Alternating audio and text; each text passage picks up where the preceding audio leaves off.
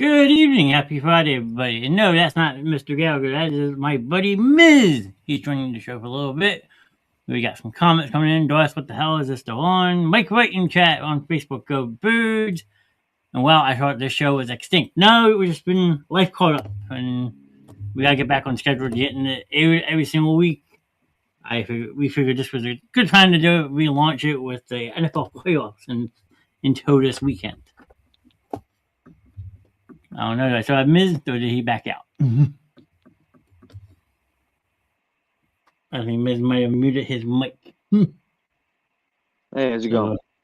What's up? We have a couple people already giving us a hard time about chat. Mike's in chat over on the Book of Base. He's saying go birds. Go birds, yep. What's up, Mike? And then my buddy Josh, who is a streamer in his own aspect. Okay, I need a huge WhatsApp. He stole that from Scary Movie. I'm sure you remember that.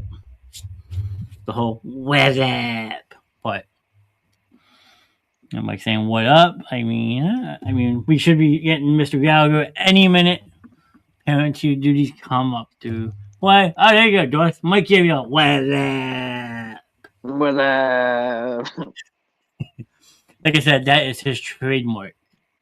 Over on his stream of things, he does video game streaming. He's big into the COD and stuff like that. So, okay, why can't I close this out? But yeah, I don't know where Joe is. Joe wanted to do a show. Now Joe's going to be found. Oh, speaking of the devil, here he is. He said 2 minutes, I think. Fashionably late, sir. Show up, muted.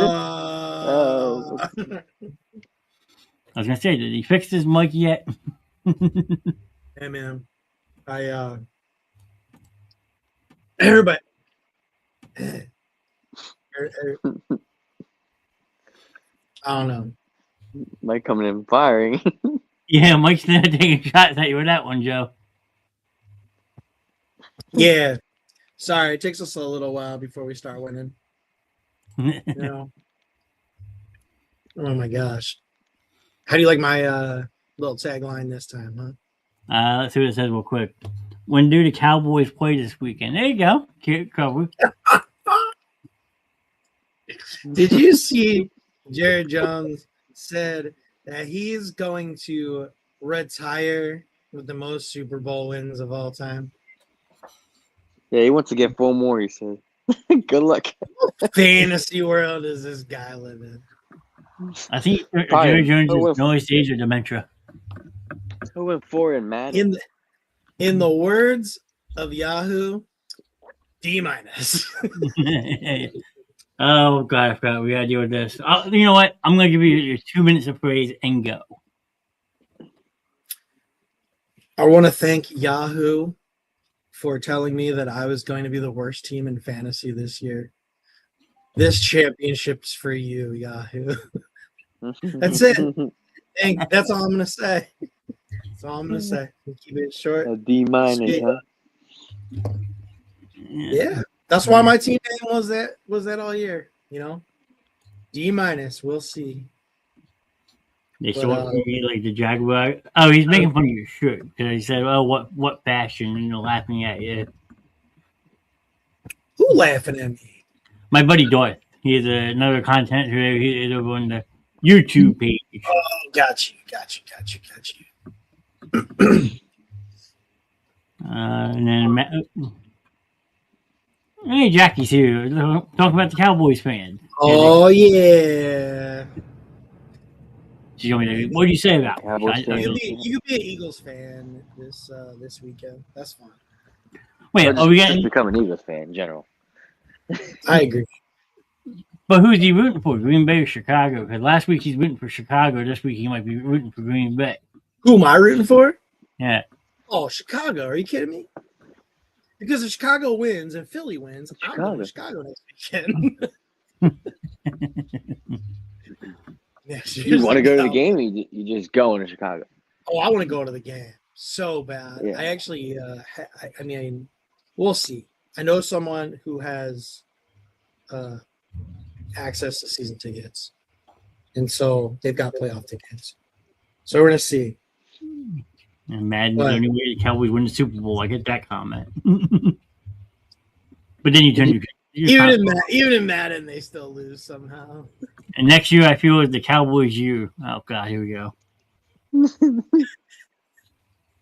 Hey, at least she admits it. I say that every season. So I mean, at least she's a realistic fan in a sense. I guess you can say. She doesn't daydream like a lot of Cowboys fans I know.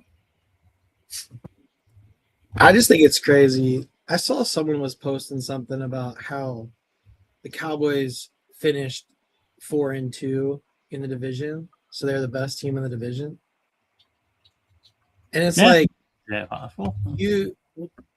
Okay, had we not benched our starters, we probably would be 4-2 also.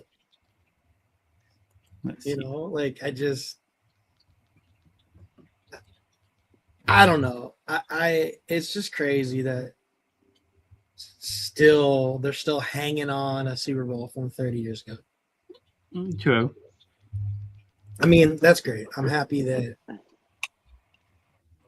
Well, here's a question. Assuming the Rams beat the Panthers, would you rather have the Bears win or Packers? If the Bears win, you go to Chicago and play the worst team. But if the Packers win, you play the Rams and Philly, but play the better team. Ooh, that's actually interesting. Well, okay, because the Packers would go to Seattle. Yep. I mean, that is tough. That is a hard way to look at it, Mike. I would much rather see the I didn't read it. I'm Rams. sorry. What did you say again? Where's the comment? I didn't hear you guys. Oh, he's got it up right now.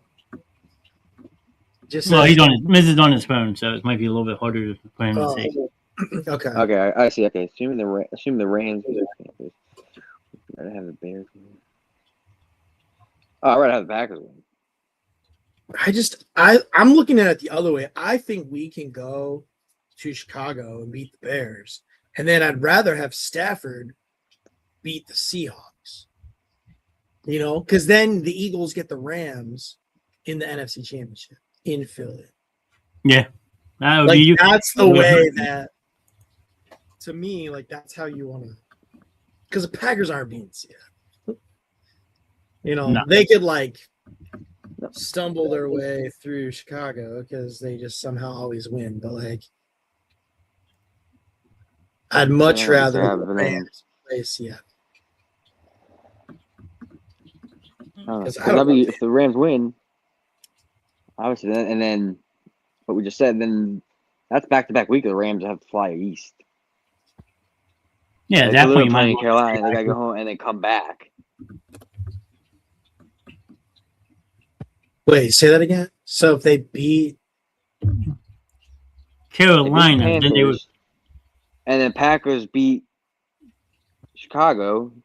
Oh, I get to Seattle. Rams have to come back to Philly. Yeah, and maybe it snows a little bit. You never know. I'd be surprised. So when's the Rams game? Rams game is Saturday at 4:30. That is the first game. Yeah, they play Saturday. That's probably They'll be packed up back home by Sunday. Well, no, the Rams playing. Okay, is that the afternoon game? We don't play 4:30. So the Bears Packers game Sunday night. Just right after that. Yeah, Sunday night. Saturday night. Saturday night, yeah, sorry. Saturday night, yeah, sorry. Saturday. So yeah. I wonder if the Packers win, does LA even go home? Because they could practice out here. It would be kind of pointless to go back and then fly back. You bring 2 weeks worth of equipment now? They're all multi-millionaires. I'm sure they can buy equipment. Oh, they're gonna start emptying warehouses. Breaking news: the city of Carolina's Dick's Sporting Goods has no football equipment anymore. No, I'm just kidding. Playing the Bears in Chicago and hoping the Rams beat Seattle, so then you would have the NFC Championship game. Yeah. Yeah. Because if you go to Seattle, that's a whole other story in itself. I mean, Wait, but if Seattle beats the Rams, they're playing 2 on the road. yeah, if Seattle beats the Rams, then yes, obviously the winner goes to Seattle for the NFC Championship game. And I hate playing in Seattle. I mean, Eagles never play good out there. Not since the Deuce Staley days at Husky Stadium. I think it was the last time we won out there. I just hope. I hope if we go into halftime and we're losing and the offense looks like crap, Jalen Hurts better just be like, "Look, Kevin, I'm not listening to you anymore. I'm gonna call damn plays out there. You're done." Regardless, we gotta win. What you say? Back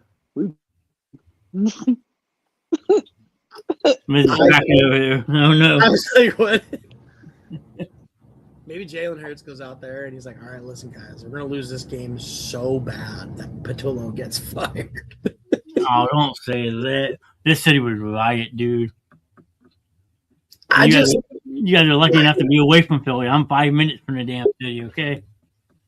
Yeah, I just hope. I'm gonna go with the mindset that the Eagles have just been toying with the league all year, and they're gonna just come out. Patullo's gonna just coach 3 amazing games, get into the Super Bowl.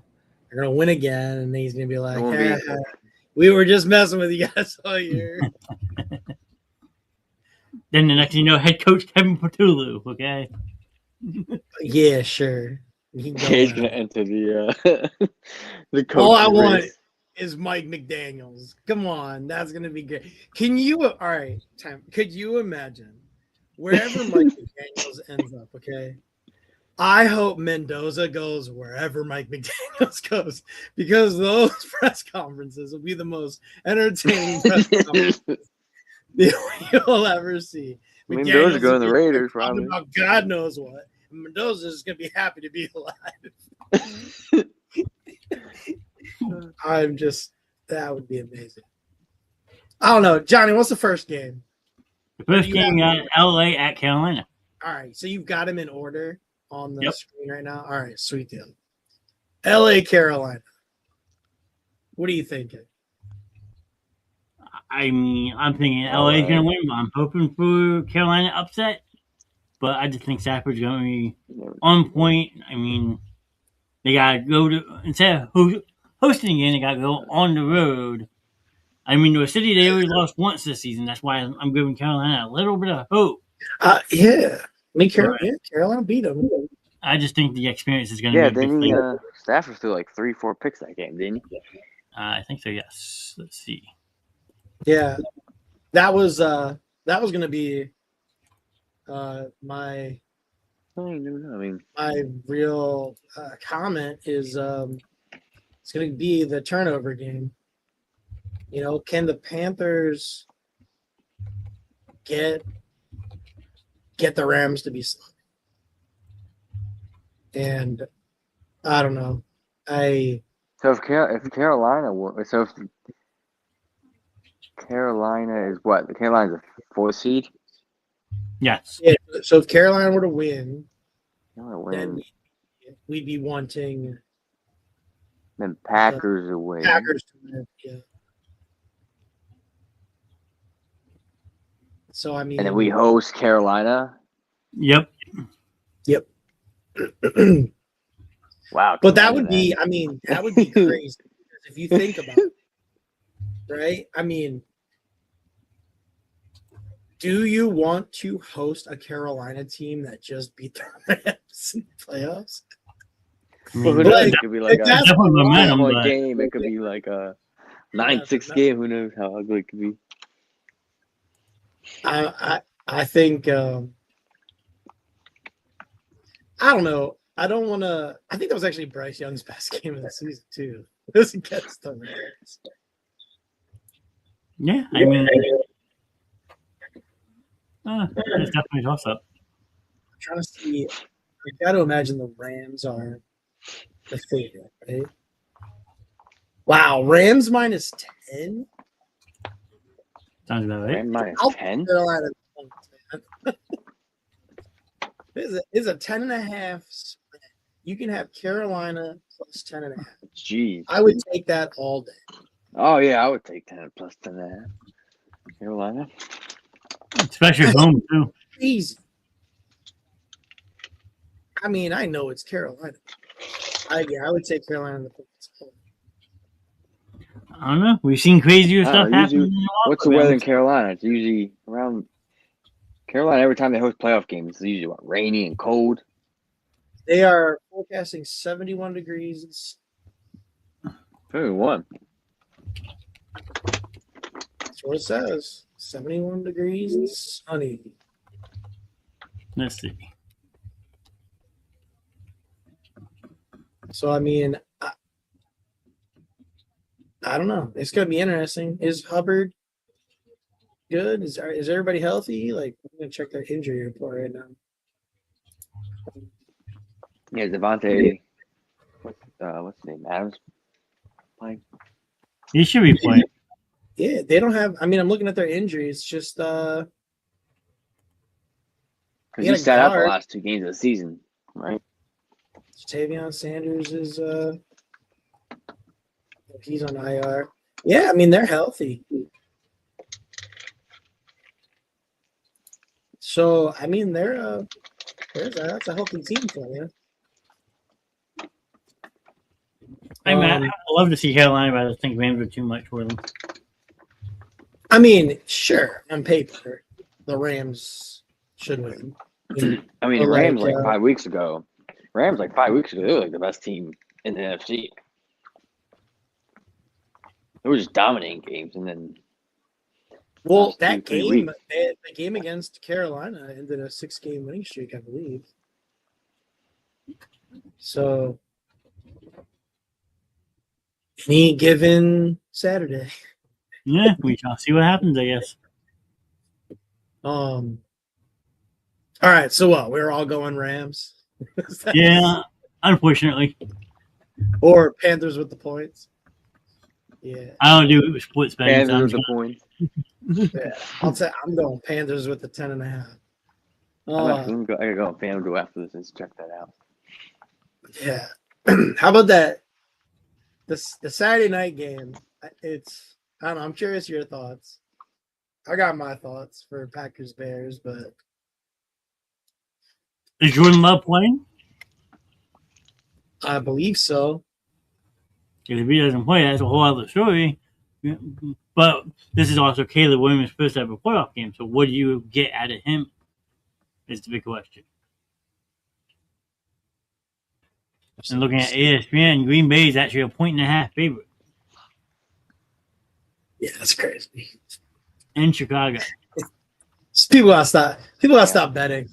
Online sports betting is terrible. Well, I don't do it. You Just got jealous crazy you can't ones. do it. I don't do it, so I don't feel bad.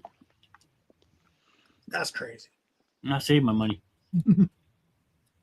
I'll be honest. I will be dumbfounded if Chicago doesn't. I win? just don't. Yeah, I will be beyond shocked. I don't see Caleb Williams losing this game.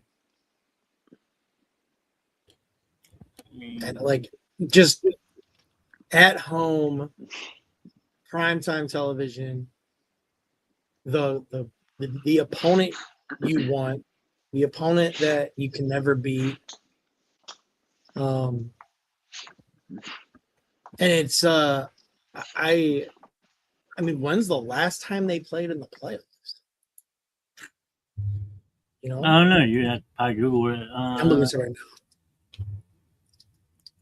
Let's see. Packers.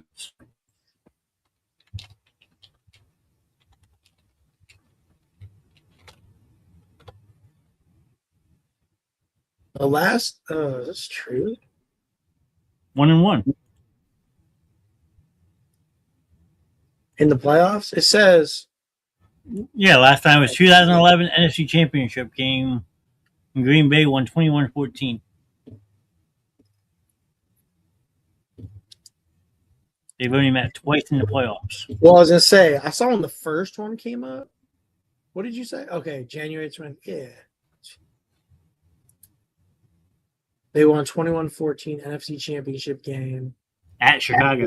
At Chicago.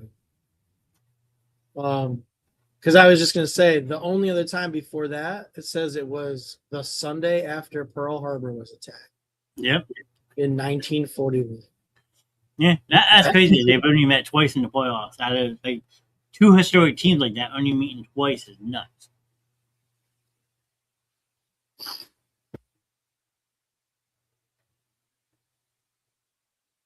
Yeah, I just I don't know. I mean, Green Bay's banged up. That's the problem. So what Green Bay team shows up into Chicago, but also what Caleb Williams shows up in Chicago is another question you have to ask. Because he's never been on the stage before. Plus, I think Green Bay, Parsons went down, and they become one of the worst defense in the league. Yeah. Okay, but now you add someone like Trayvon Diggs in that secondary. Does that help? I mean, I don't think ever plugging a Cowboy into your you're not going to come. Yeah, he's not going to come in. Well, a week of worth of practice and go out there and ball out. He'll probably be limited, unless you get desperate. It's Mac LaFleur firing. I don't think he's like. You think what's his name is a really good coach? Matt LaFleur, Packers guy. Yeah. Oh God, no, he's terrible. Yeah. Didn't I say in our group chat, Matt LaFleur is the only person I would not want to be our offensive coordinator. Oh, 100%. You made that known with a passion, sir. I mean, did you guys watch the game we played against Green Bay? Like, that was like, if you just watched the Eagles, you were like, that's the worst display of offense I've ever seen. And then you're like, oh, wait, there's a team on the other side of the field. And hence the downfall of what's going on, Mr. Knast. Joe goes and gets sick. And then that was well, the game with the Packers. The game with the Packers. Obviously, you weren't there, but you were there. But the national TV showed him on the sideline, like looking at film while the defense is out on the field. Oh yeah. Oh, Matt LaFleur was 100% calling the offense in that game. Like there is no. Oh yeah, I mean, he always calls the offense. What are you doing? It's awful. It was. Garlic. And it makes you wonder. Like you think about, like whatever. I can't stand Pat Mahomes, but Pat Mahomes audibles all the time. Peyton Manning audibled all the time. Tom Brady audibled all the time. Like these guys won lots of Super Bowls for a reason. And yeah, they can go up there and they read defenses and they make the adjustment on the fly. Yeah, but I feel like Jalen goes up there and just runs the play that was called. And it's the same thing with Jordan Love. He goes up there and runs the play that was called. Like I'm gonna send running back right up the middle, even though all the gaps are full. So I mean the defense. Yeah. Some people do it better than others. That's what Hurts did well last year in the playoffs. That's what he did best, is running the offense himself. Yeah. So hopefully same thing. Go out there and run the offense. Yeah. So I don't know. I'm going Bears. Yeah, I'm going Bears too. I feel like anything can happen, but I don't think Packers are good enough. It's a toss-up for me. I mean, like you said, you don't know what Green Bay team's going to show up, but you also don't know what Caleb Williams is going to do. First ever playoff game is a whole different spotlight on you. Sure. But given the fact that at home, I mean, I'd say Chicago by like a field goal. It's gonna be close. Yeah. If they were playing the Rams, I'm like, they're done. They're losing. But, like, because they're playing the Packers, it's kind of no doubt. It'll be interesting. It'll be interesting. All right, let's go to that next one. Josh Allen, Bills, gonna win. Boo. Here we go. The fandom Josh Allen fans back. You hope he throws 3 picks. nah. Trevor Lawrence shows him. I mean, the way Jacksonville is playing, you never know. I mean, 8-game win streak to end the season, so. Oh my God, he broke out for another run. Indiana pounding them. Still running over the field. But the flag's coming back. No. I can't believe it's 42-15. Oh. Damn. But yeah, Jacksonville 7-2 at home, and Buffalo's what, 5-3 on the road? I mean, I don't know. Anything can happen. Don't think the Bills are that good, and like their defense is awful. Their defense, but it's Josh Allen. I've never been against Josh Allen. Yeah, well, Mike just brought up a good point, but they have to go on the road every game, and they're 0-5 in the playoffs. Yeah, but he doesn't have to go play Mahomes, so we don't have any excuses here. Yeah, but you could potentially have road games in what? New England, Denver. It would be impressive. I think this is obviously the hardest. Wide open. You never know, Mike. You never know. There's still time. Oh man, I'm going to Jacksonville because I can't stand the Bills. Yeah, I'm going Bills. I can never pick against Josh Allen unless they're playing Eagles. Contrary to everyone's belief.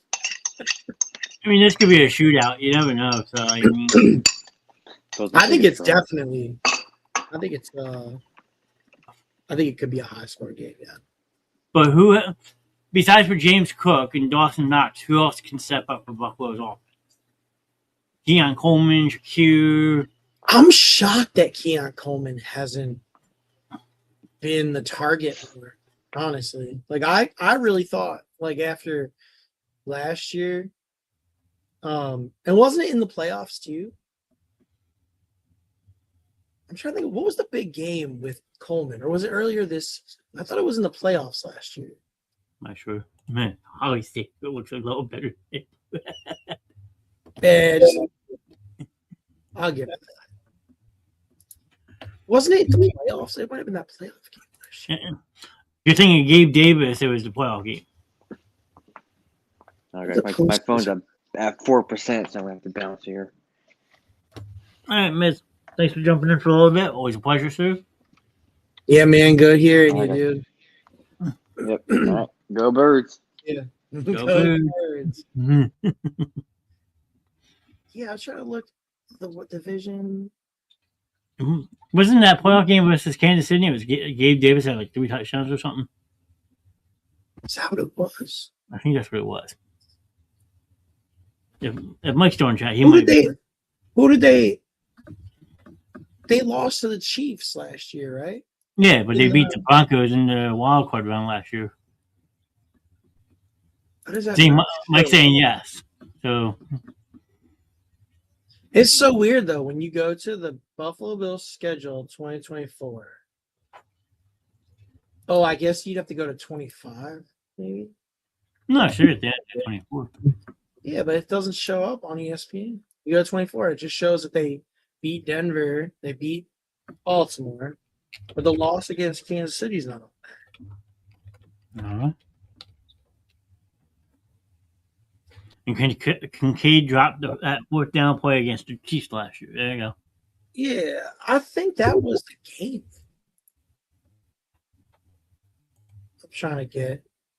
I'm going to the Chiefs that last year because maybe they only showed the win. That was 2022, actually. It was 2022. Gabriel Davis catches four TDs in division round, lost to the Chiefs. Yeah, this isn't shown either. Man, ESPN, you kill me. When I go to Kansas City, I go to postseason. All it shows is the one against Houston. Look up 2022. Hey, Richie Hicks, what's up, man? Hey, Mr. Hicks, what's up, sir? Nice to see you. Happy New Year. I think it was that game last year.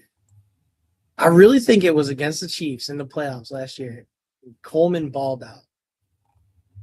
But they lost. Right. I would love to tell you. I'd love to be able to check, but ESPN don't want to tell me. Can't find the, they don't want to show me that. So, well, it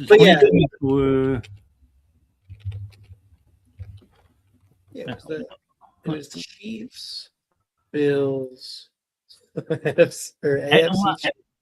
Yeah, 32-29, yes. So let's see. Box score. Yeah. Home and one catch, 12 yards last year was in Kansas City. That's not the game. See, now it's going to drive me crazy. It was a game in the snow. Coleman balled out. It was a really good game. It was a high-scoring football game. Like I said, it might have been 2022. No, but he was drafted last year. Oh, you're talking Keon Coleman. Okay, hold on. Yeah. I could have sworn it was a playoff game, too, but maybe not. It doesn't really look like he did much in the postseason last year. He only had 4 touchdowns last year. Unless it was Coleman's best game ever with 8 receptions, 112 yards, and a score. It was this year. Yeah, it was the first game this season against Baltimore. There you go. I knew there was a game. It was like, that's what it was. I remember that game. It was a night game, and it was like back and forth, back and forth, back and forth the whole time. Ooh, let's see what she got. Amps. Oh, he probably didn't hear the earlier part. We were saying the Panthers. All right, I'm gonna go off of his list right here. The Panthers are 10.5-point underdogs. Yeah, man's covering that. I'm still taking Panthers. I think it's crazy.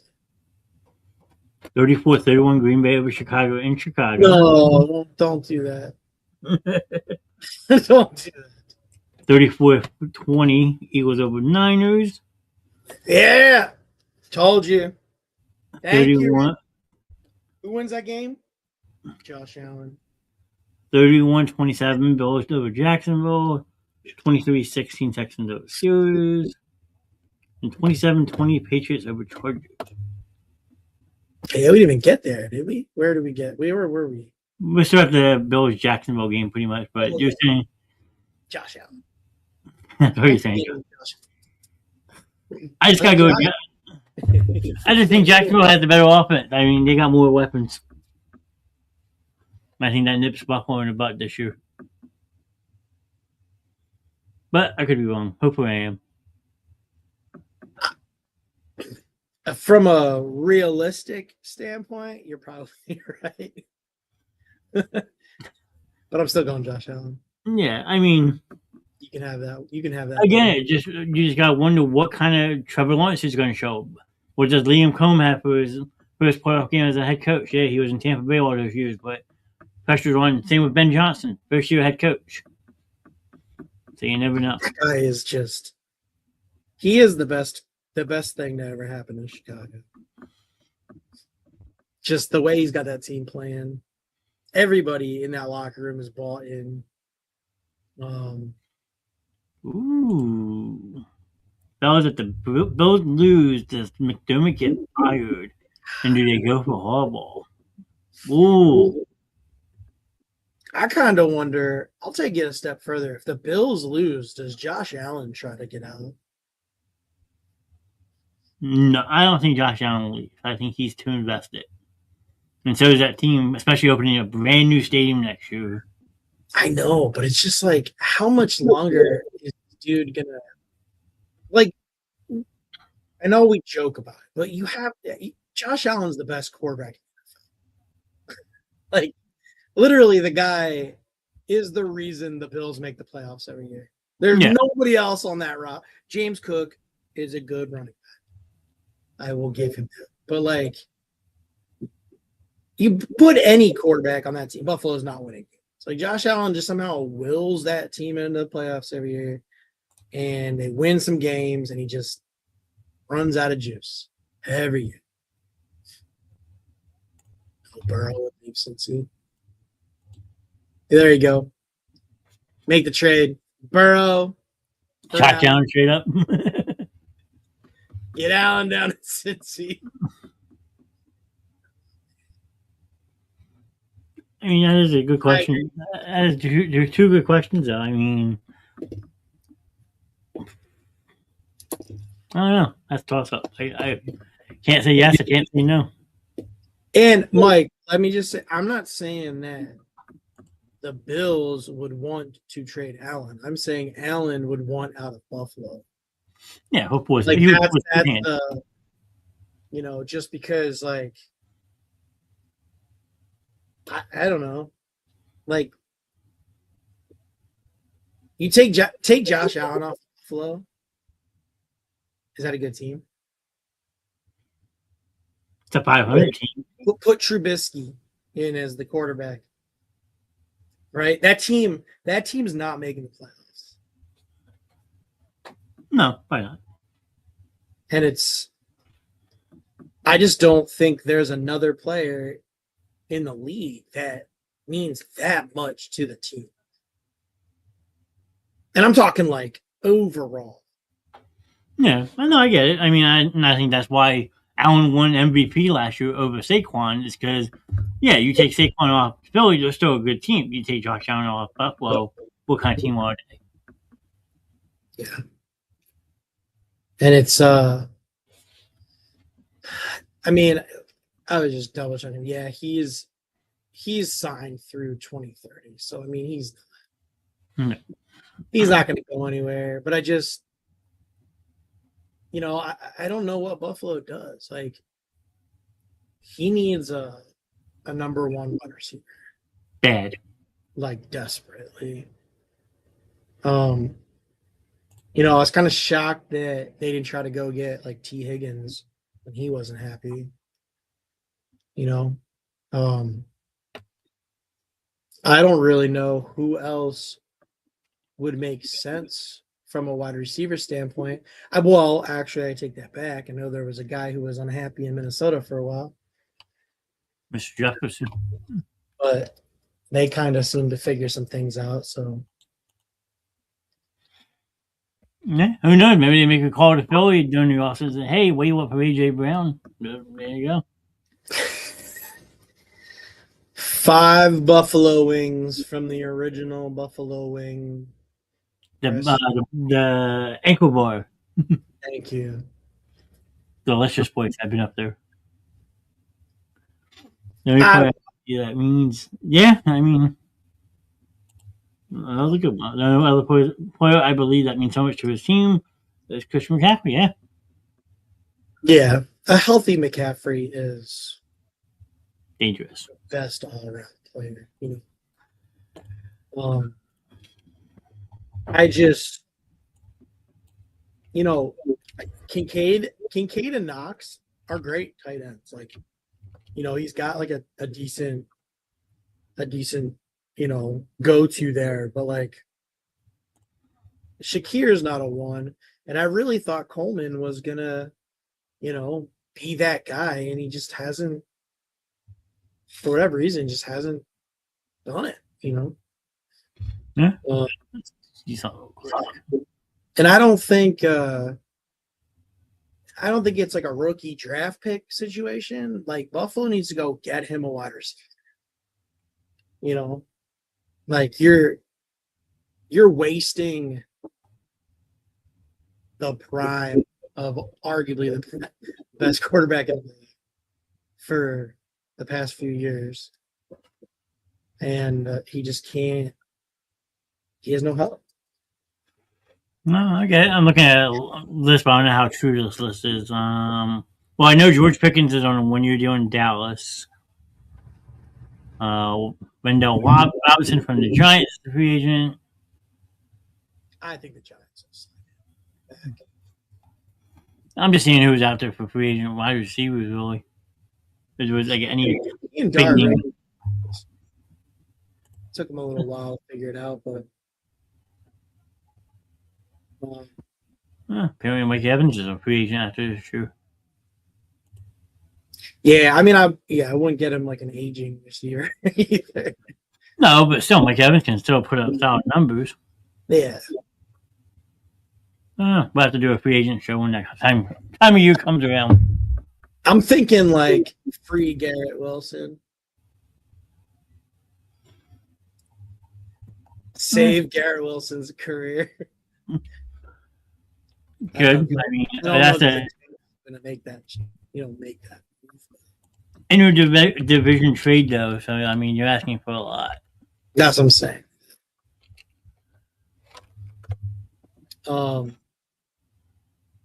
After that game, you got the Niners and Eagles. I mean, I was gonna say, are we? I mean, I'm obviously the Eagles. Yeah, obviously. I mean, San Francisco's too banged up on defense. I mean, you got to exploit it. You got to have a good balanced offensive attack. Yeah,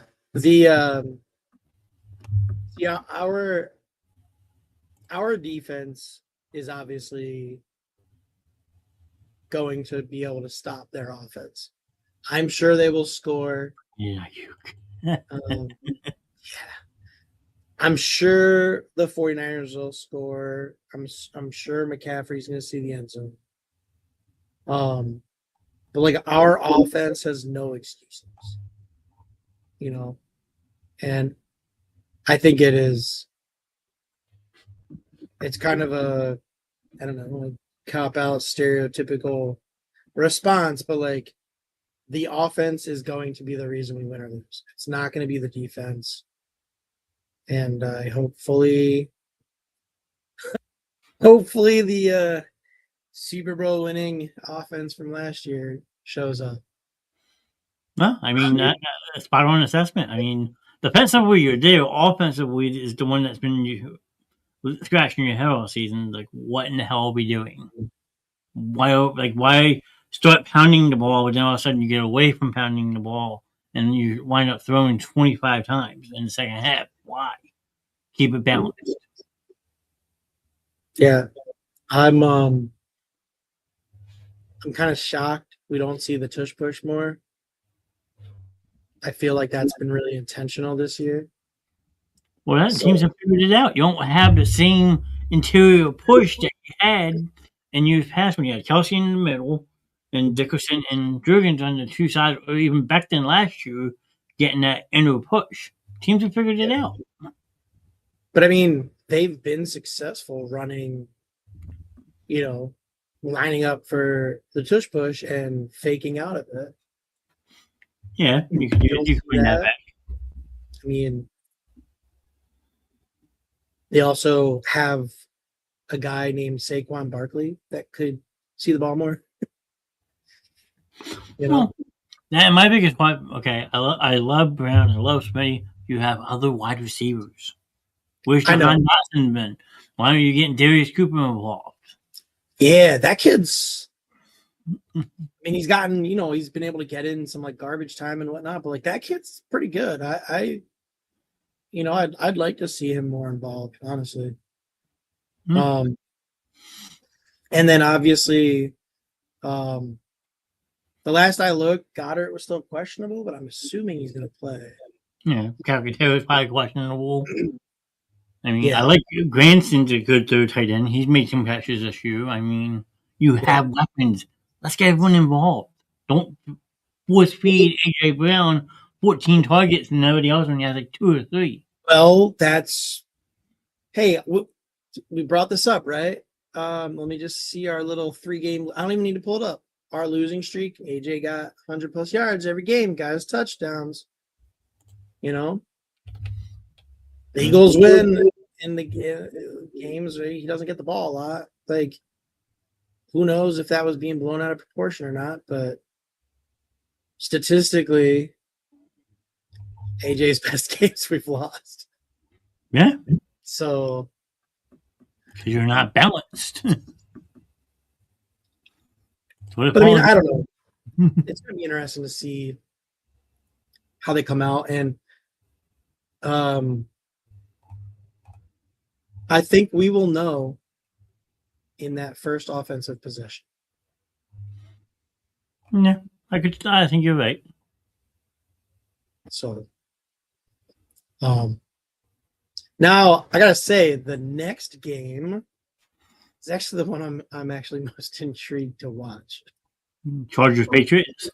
I want to watch Drake May in the playoffs. Yeah, which Drake May is going to show up?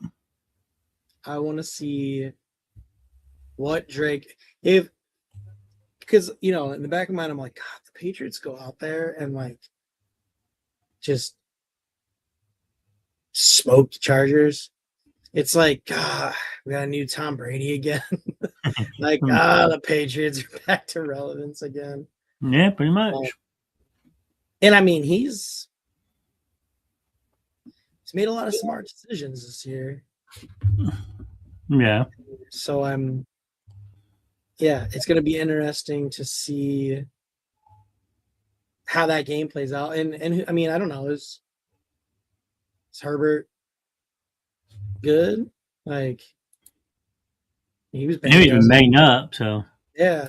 So I mean, I don't know.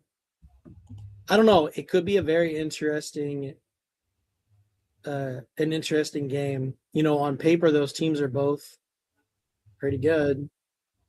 Yeah. But a lot of asterisks next to players because of injuries this season. And New England has a great two-headed running back monster going on right now between Henderson and Stevenson. So, yeah, we'll see. We'll see. Coop's getting a pick. I hope so. Run that thing all the way back to Iowa. And I mean, again, it just my whole question with Drake May is what one shows up, regular season, or does he take a step back, meaning it's his first playoff game? Because he has a great coach from people who's going to have that defense ready to play, but how's your young quarterback going to come out and play? Whole different spotlight. You're under the lights of Sunday night. You're on national TV.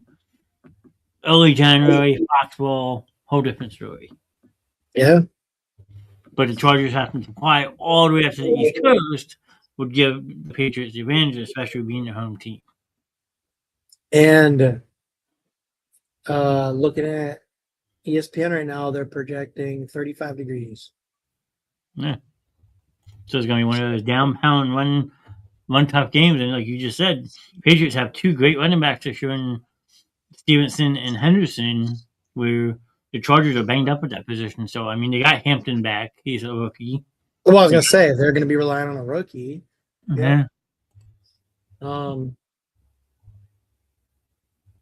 Yeah, it's going to be interesting to see. Yeah, they're saying, I mean, Hampton's playing. Yep. So we'll see how it goes. McConkey's going to get his chance on the prime time under the lights. Yeah, but you got to think McConkey's going to be maxed up against Gonzalez the whole game. So Gonzalez is a good shutdown cornerback for New England. Yeah, but it's interesting if you think about it, right? Because Quentin Johnson is going to be your 2. So Keenan Allen, of all people, is going to be, statistically lined up against the third secondary position, Yeah. So maybe you get a vintage Keenan Allen performance. Who knows? I mean, that playoffs are known when you get veterans to step up. So you're right. You never know. And it'll be nice I think it'd be good having Allen out there, just having the veteran presence. Obviously, Herbert, but yeah, some of these guys, it's gonna be interesting to see how they play out. So, unfortunately, I'm still gonna go Patriots. Yeah, you have to just because of the home game. And then that finale, man. I don't know. I thought we were gonna. I was expecting that was gonna be the Ravens. So, Aaron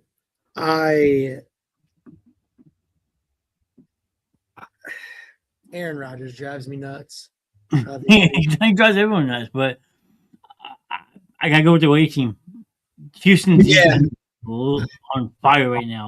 DeMarco Ryans is leading that defense to numbers that you've never seen before. Rodgers is banged up. I mean, yes, he's getting DK Metcalf back. Huge asset getting back, especially this time of year. But the way Houston's playing on defense and Stroud's coming around, Houston's going to run away with this game.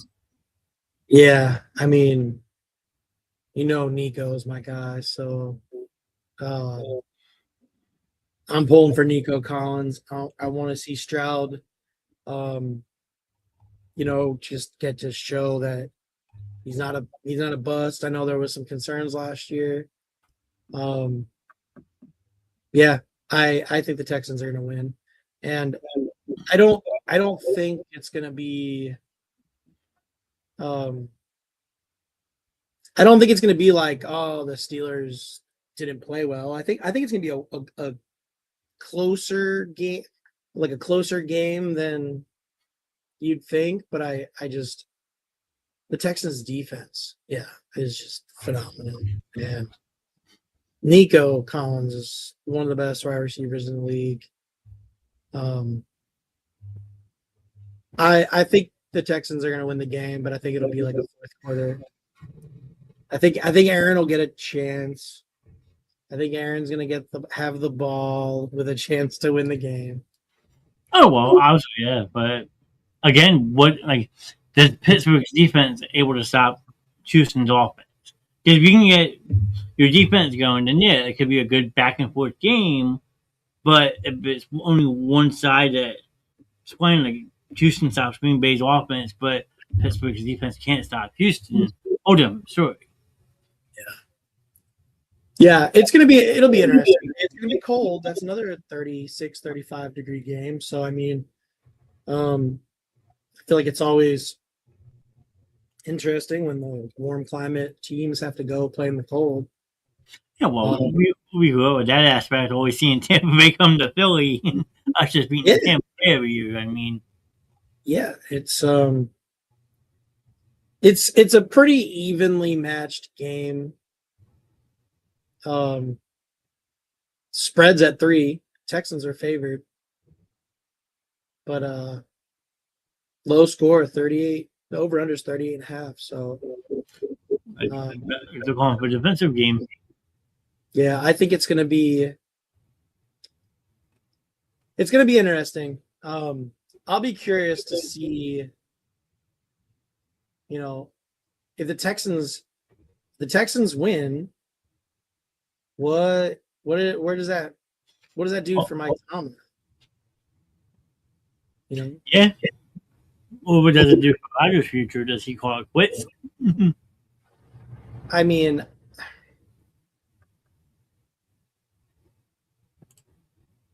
for my sake, I hope so. I'm sick of seeing him. I mean, the thing with Pittsburgh, though, they don't fire coaches. Yeah. Coaches retire. That's why they've only had 3 coaches the whole time they've been around. Chuck Noll, Bill Cowher, now Mike Tomlin. Like, what shorter head coaches is than that team? I mean, I don't think anything's gonna happen to Tomlin. But it's interesting. I mean, like you said, so let's say Aaron decides to call it quits. And then what? Rudolph's not your guy. So what? Are they drafting another quarterback? Are they going to throw Will Howard out there? Like, what's the... Well, you drafted Will Howard, in the 6th round last year. That means he's more of a developmental guy. Yep. And you're looking at early 20s draft pick for a quarterback. You got Mason Rudolph still. Or do you go out and buy a free agent quarterback? There's a guy on the other side of the state. Huh? That is very deserving of a starting role in this league. I just, I don't know. It's going to be interesting to see what the, off season looks like for Pittsburgh. But I still think the Texans are going to win. I will say though, if the ideal Super Bowl, now granted, the first ideal Super Bowl is we repeat, obviously. Yeah. The second ideal Super Bowl would be to see the Steelers play the Bears so that the Bears can beat Aaron for once. Metaphorically speaking, okay. I'm following you. The third and probably most entertaining and potentially the last chance we get would be for Green Bay to play Pittsburgh in the Super Bowl, because I would love nothing more than for Jordan Love to beat Aaron Rodgers. And everybody out here is fully aware. So if you want to see me actually root for Green Bay, real, that's the game I would be rooting at Green Bay. But otherwise, I'm still going Birds the whole way. And I'm still sticking strong. Birds, Bills, Super Bowl. Yeah, I mean, you could. I mean, that first time around was a great matchup. Yep. That's my pick. That was my pick coming into the year. That was my pick when we were doing the rankings. Josh Allen does not see Pat Mahomes in between him and the Super Bowl. I'm still going Bills, Eagles, Super Bowl. All right, well, I'm going to bust your stones for a couple minutes. Let's see how well you did. See, there it was. Let's see. Bills, Eagles. You had none right on the AFC side. Wait a minute. Did all my teams make it? Oh, God, the Chiefs. I had the Chiefs in there. Yeah. Yeah, Chiefs, Ravens. I almost pulled that Ravens one off. That would have been sick. Almost. And you had 2 right on the NFC side. Jeez, I had the Bucks as number 2. Baker Mayfield, disappointed. At that time, the Bucks weren't they the second best team in the NFC? Yeah. I feel like when we did this, right? Yeah. Wow. 3 week 10, so midway through the season. So this is right after week 9. It's pretty bad. But Bucks and the Lions. So I got 1, 2, 3. I got 4 teams on here that didn't even make it. 5 teams that didn't make it. Yeah, but look, you had this point at 500, 5-6. That's terrible. I got 5 of the teams wrong. Yeah. Well, better than your AFC, you had nothing right on this side. All right, show me yours. You clearly won this. Not by much. That's pretty good, though. You got Seattle in the right spot. Oh, you flipped Rams and 49ers. That was Seattle was my only one right. You have the Colts up there, too. The Colts thing was crazy, man. Is that the week that was week 10 when he got hurt? More than likely, yeah. I mean, I had 6 out of 7 make the playoffs for the AFC, so that's pretty damn good. Not in the right order, but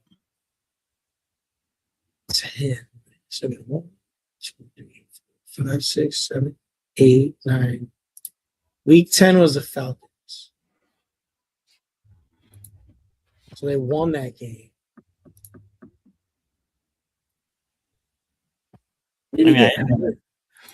Actually, I had Pittsburgh on the AFC side. Okay, I had one. They have lost a couple games before he got hurt. The Jacksonville game? Yep. He got hurt 2 games after we did this. So 1, 2, 3, 4, 5, 6, 7, 8, 9. 9 out of 14. And 1, 2, 3, 4, 5, 6, 7, 8, 9, 10, 11. 11 out of 16. Not bad. Not bad at all. I'm surprised I got that one right. Seattle's the number 1 seed in the NFC. I'm shocked that held. Yeah. I mean, it's wild because, like, you got to think about, what's Minnesota thinking? And better yet, what are the Jets thinking? I don't know. Right? Because, I mean, you had Darnold in the playoffs. Who's after Darnold? That's Zach Wilson. You got Zach Wilson in the playoffs. Yep.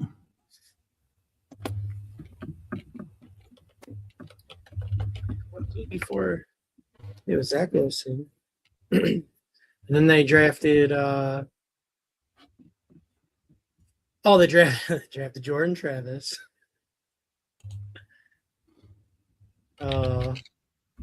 Poor Jets. Who was before Darn? Sanchez, wasn't it?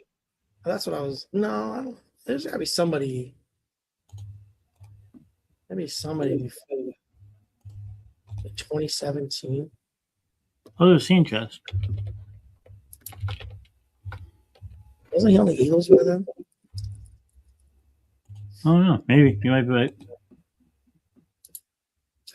Well, let's see. He was done in 2013.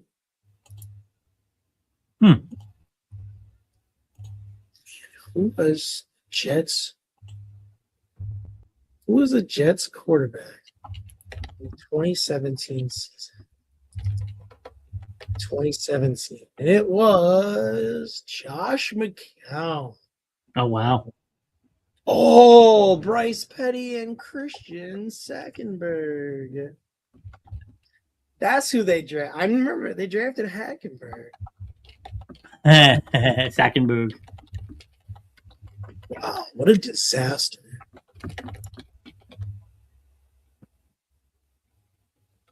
Yeah, they signed McCown. See, this is terrible. They signed McCown to a 1-year deal.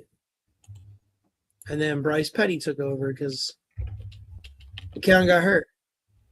They had Fitzpatrick the 2 years prior. And I forgot they had Geno.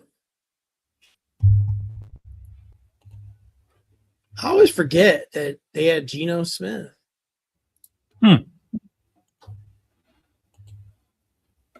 That's wild. They had Geno, Sam Darnold, Wilson. I mean, the Aaron Rodgers experience or experiment, whatever you call that. But, like, Rodgers is in the playoffs, Wilson's in the playoffs, Darnold's in the playoffs. That's crazy. A little bit.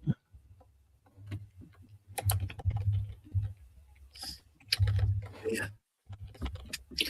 Well, it'll be interesting to see what happens. I think it'll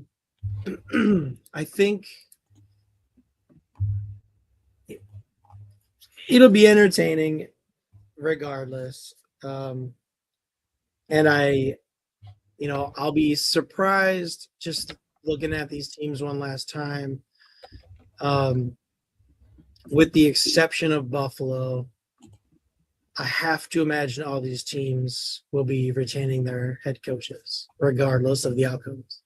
You hope so. So, Green Bay would be interesting. I don't think LaFleur's on the hot seat or anything. I think they just the injuries aren't helping them, and McDermott will be an interesting one to see. So, otherwise, I think it's going to be an interesting weekend of football. Definitely should be, yes, for sure. Let's see. I was going to look in 49-15. He scored again. So I got something else. I just made 2. That's insane. What'd you say? I said I made something else too. The Wheel of Death. God. Does it work? Oh, let me wait. Did you click it or did I click it? I clicked it. That's crazy. Is this going to tell me which team I got to go to? No. Well, yeah. Well, this is I put as of right now all the coaching spots that are open.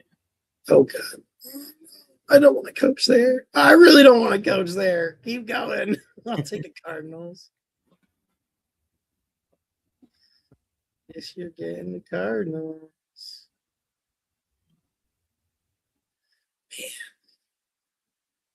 Yeah, it was doing offensive or defensive coach they go after. They just fired Jonathan again, so I mean defensive didn't work. Yeah, maybe get Gannon to come back to Philly, huh? Maybe.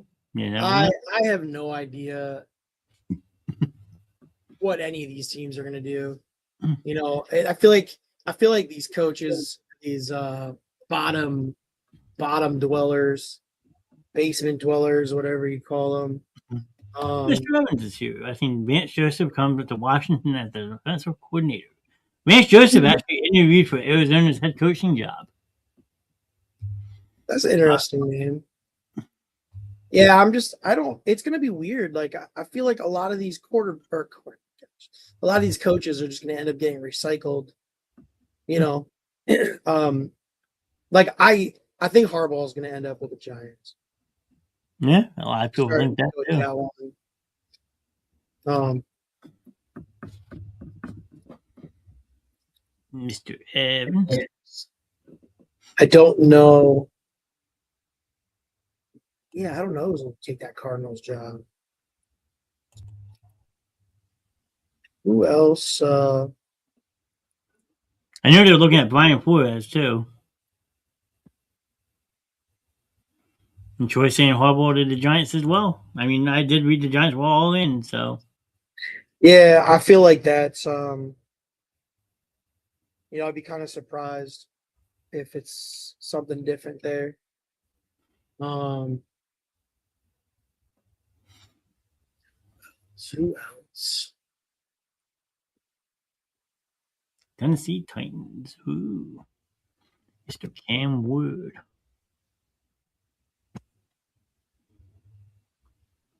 And he said Troy's now saying Flores to Washington for defensive coordinator. I mean, I think Flores deserves a chance as a head coach, though, honestly.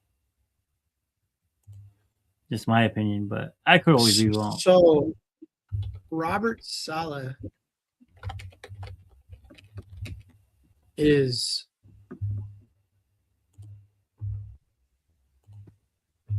one of the coaching candidates for the Cardinals job. That's interesting. Raheem Morris is another good name that is out there, defensive minded coach. Yeah, Raheem Morris is. I'm kind of surprised. I'm kind of surprised Atlanta let him go. Obviously, that final press conference he had with them, you could kind of tell. I feel like he knew. He was already shaking hands, giving hugs to people and whatnot. So they were only one win away from being in the playoffs. True. And I mean, he's a good coach. But Arizona's a weird. I feel like it's a weird spot for him. Yeah, I mean, just looking at this list, though, Arizona right now, you have Kyler Murray as your quarterback. Raiders are going to probably draft Mendoza, number 1 from Indiana.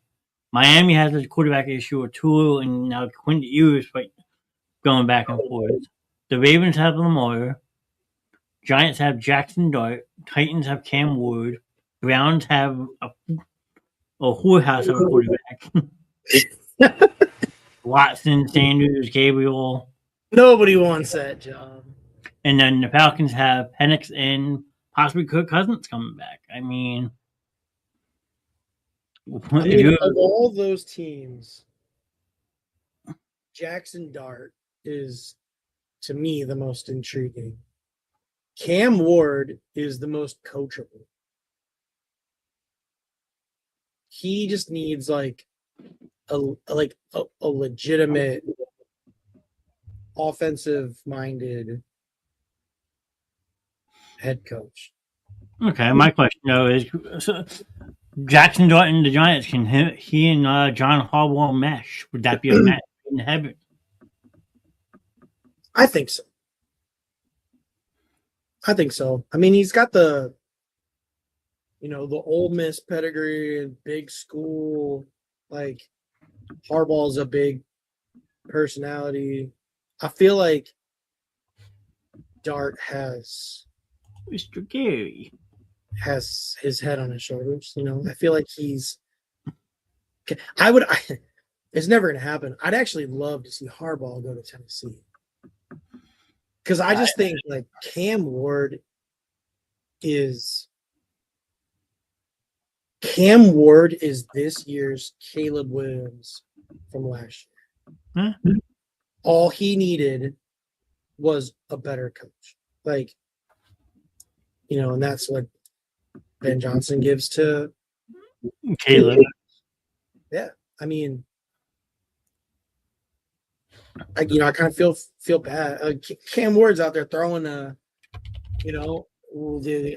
what's the one guy like a Kiki Westbrook something, and he's got the Chimizi Oki or I can't even say. I don't even remember how you say these guys' names. Hold on.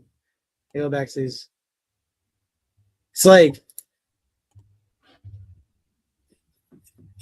Give him any help, maybe just like something. Yeah. Ayo Minor, who I know was supposed to be, he's like the big first round pick guy, whatever. Chimere Dike, Chigo Konkwu, Xavier Estrepo. It's like, just get this guy.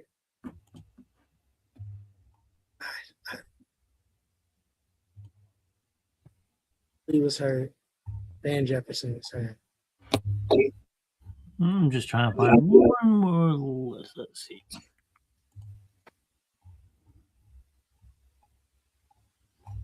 Yep, they're going to be a dumpster fire, but let's see something real quick. Come down this list.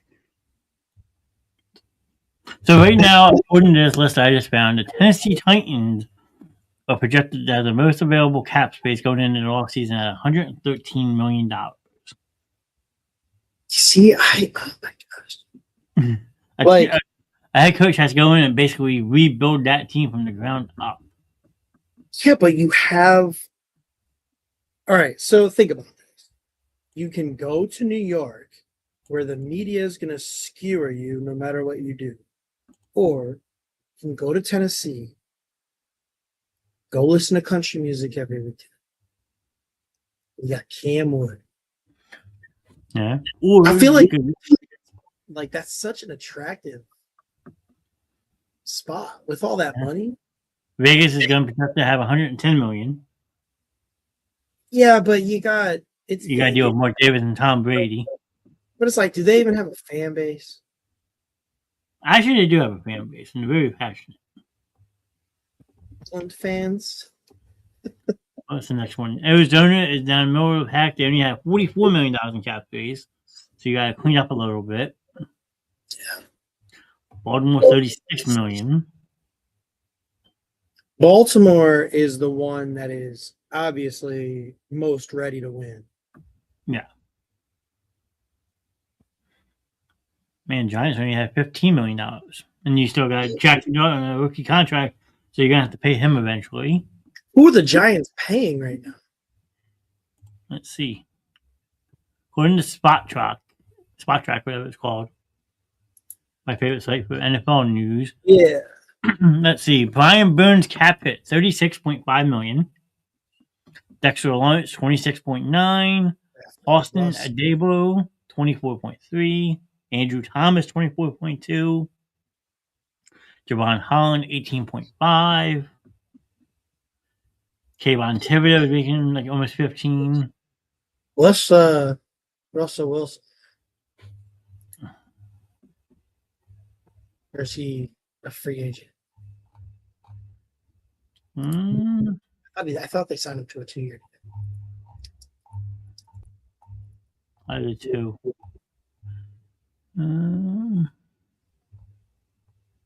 Jameson Winston. Why are we not seeing Russell Wilson? Oh no, you're right. Yeah, 1-year deal.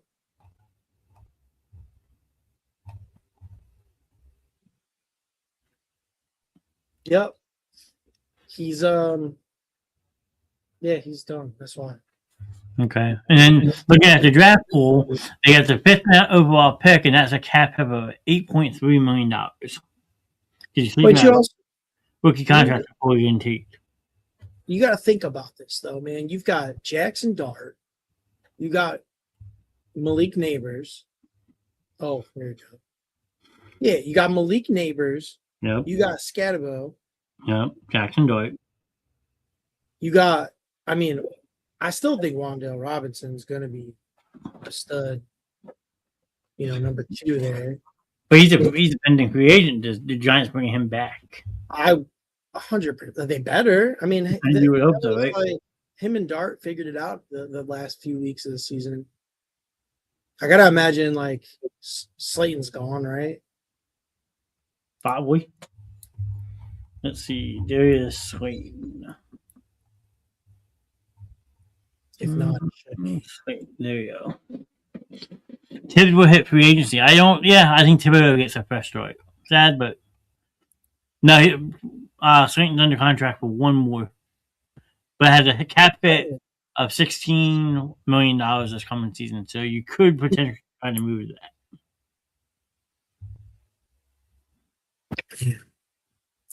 Yeah, he's on a 3-year deal. And dead cap would be 50 points. I agree. Robinson gets tagged. There you go. You're going to be paying wide receivers about $24 million on that franchise tag, though, this year. I mean, he's worth it. He's proven that he's a very important commodity, but a lot of money to show out. Yeah, I'm going to have to see, like, I don't know when Scatabo is supposed to be back, but, like, Tyron Tracy, I thought, played pretty well. I mean, I've got to imagine he's back. You know, I don't know what the deal is with Singletary. I'm sure he's probably making some money there. Probably don't really need him. 6.5 with a $8 million cap hit.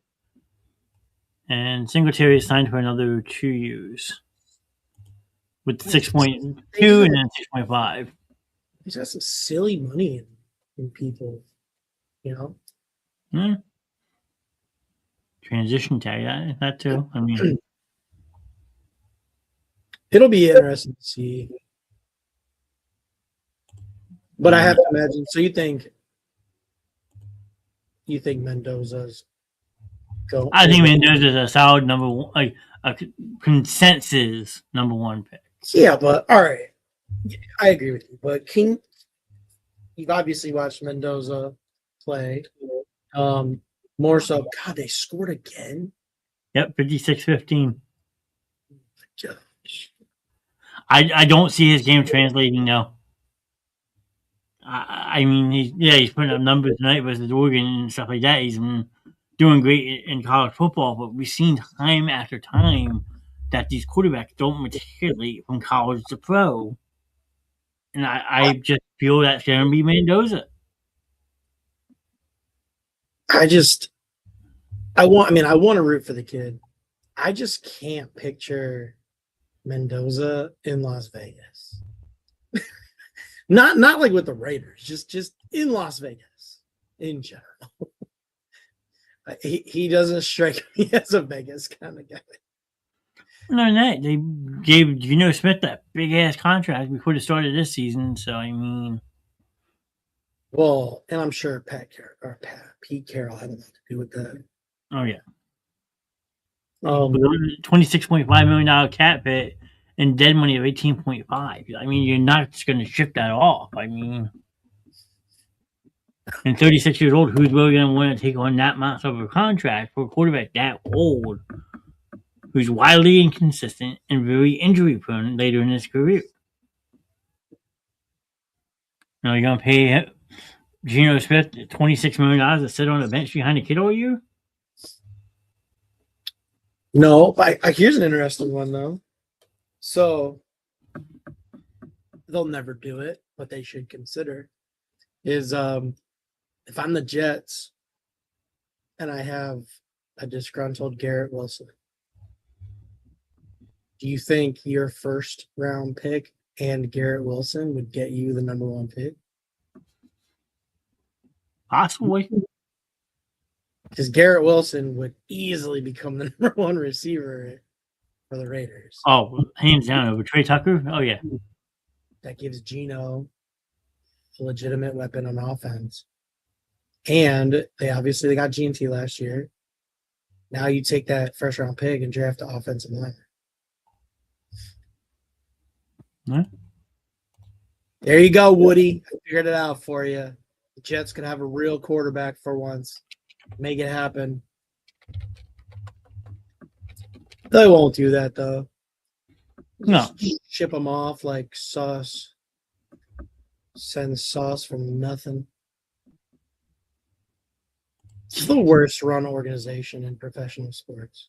Well, it's the more years, and then you got Tom Brady up there now, too. So, I mean. Yeah. Brady. That's a great play. That's why the Raiders make a ton of sense for Mendoza. Because Mendoza gets to work with Brady. Oh my gosh. Oh yeah. I mean, and Jetney. I didn't even think about that, honestly. I feel like Brady would be great with Mendoza. Could be.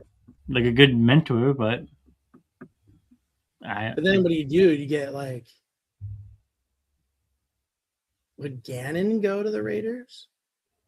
I don't know, but I invited someone to jump in and say hello. That would be an interesting. What's up, fellas? What's up, sir? Oh man, how's it going? Finally out of work. Let's just say in the most polite way possible, math isn't everyone's strong suit. Should have left a long time ago, but there were a couple of errors going on in our office. Oh boy. Yeah. But how we doing, man? You guys good? Happy New Year to both of you. Yeah, same to you. Yeah, man. Happy New Year. Happy New Year. Yeah. We're just talking about the dumpster fire that the Las Vegas Raiders were.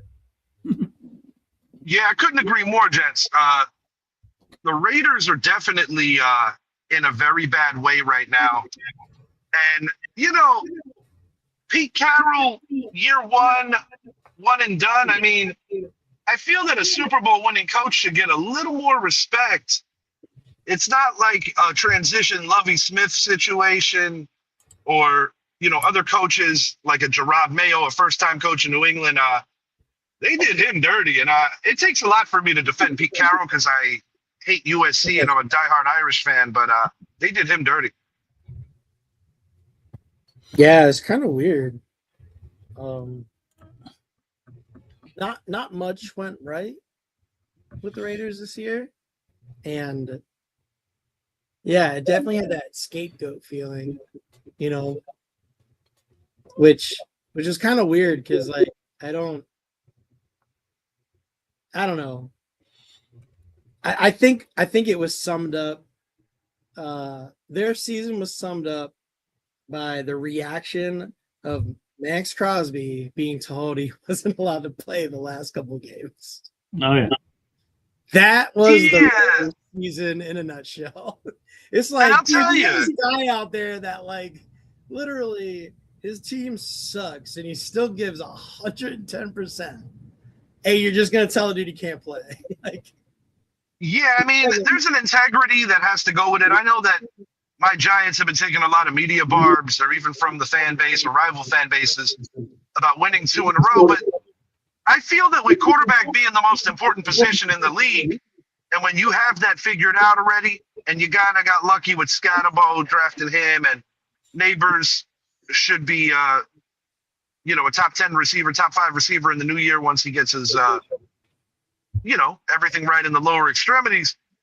You gotta play for continuity, but you also gotta play for some integrity. And I think that the Raiders, when they played that game, it wasn't even like Dallas, where Dallas is like, let's see what Milton has. We're going in with a plan. You guys did that back in 20. There's a way to present it. Giant fans were mad when you guys didn't finish the Commanders or the football team at the time. But the reality is, and I have, from the horse's mouth here, your wide receivers coach, Aaron Moorhead, when we had him as a guest on the show, he told us that. He said, we went in with the plan that Sudfeld was going to play the second half no matter what. Yeah. And, some Giant fans might have taken it personal. I'm sure the Eagles aren't going to cry that they knocked the Giants out of, chance to win the division title in the year that nobody deserved to win that division. But the point is, there's a certain code of ethics I think that you got to follow. And I told people this, for the Giants to lose to either Dallas or the Raiders the last 2 weeks, they actually would have really had to try. Yeah. And, I feel that, what message are you sending? Another 4-win campaign, nothing to be happy about. But I don't feel the same crummy way I would feel, say, a year ago when we finished the year with Drew Lock. I mean, you had the Broncos dead to rights this year. We got to win over the world champions. You beat the Chargers. You, lost close games to quality football teams like the Bears, like the Lions, like the Cowboys, if you consider them a quality team, at least quality offense. And that was with Russ. The Giants lost a lot of close games this year. So I don't think that you want to go into any kind of situation tanking while still trying to promote some kind of winning culture, and I think that, your defense played better down the last month of the year. You changed defensive coordinators. You have guys that, even if they're not being retained by the Giants in that coaching room, want to do their best. Mike Kafka is a good play caller.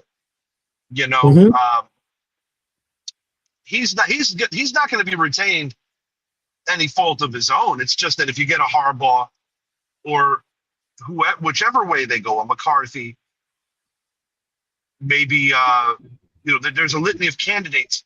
You don't keep Kafka for that reason, because they're going to be bringing in new blood. But I don't think it's Harbaugh or bust. I just hope the Giants don't put themselves in a position where they're waiting too long and they miss out on other good candidates, because I do think Stefanski is a damn good coach. Mm-hmm. It's a good one. 2-time coach of the year, first Cleveland coach since Bill Belichick to win a playoff game. That's good stuff. He gets a lot of flack for the Baker Mayfield thing, but the truth is that was an organizational decision, not Stefanski's. Yeah. That was. I mean, who does Richie want to see as the new head coach? I mean, you just named off a whole bunch of good guys. I mean, who would you pick personally? My first choice would be Harbaugh for obvious reasons. The guy wins, and the guy wins consistently. And I think that he has a ready-made team to already jump into. Whereas I know Joe suggested Tennessee. I think if Harbaugh was maybe a decade younger, like say in his 50s, it might be more appealing to build it from the ground up. Yeah. I think with the Giants in another year or two, you're going to find yourself in the playoffs consistently.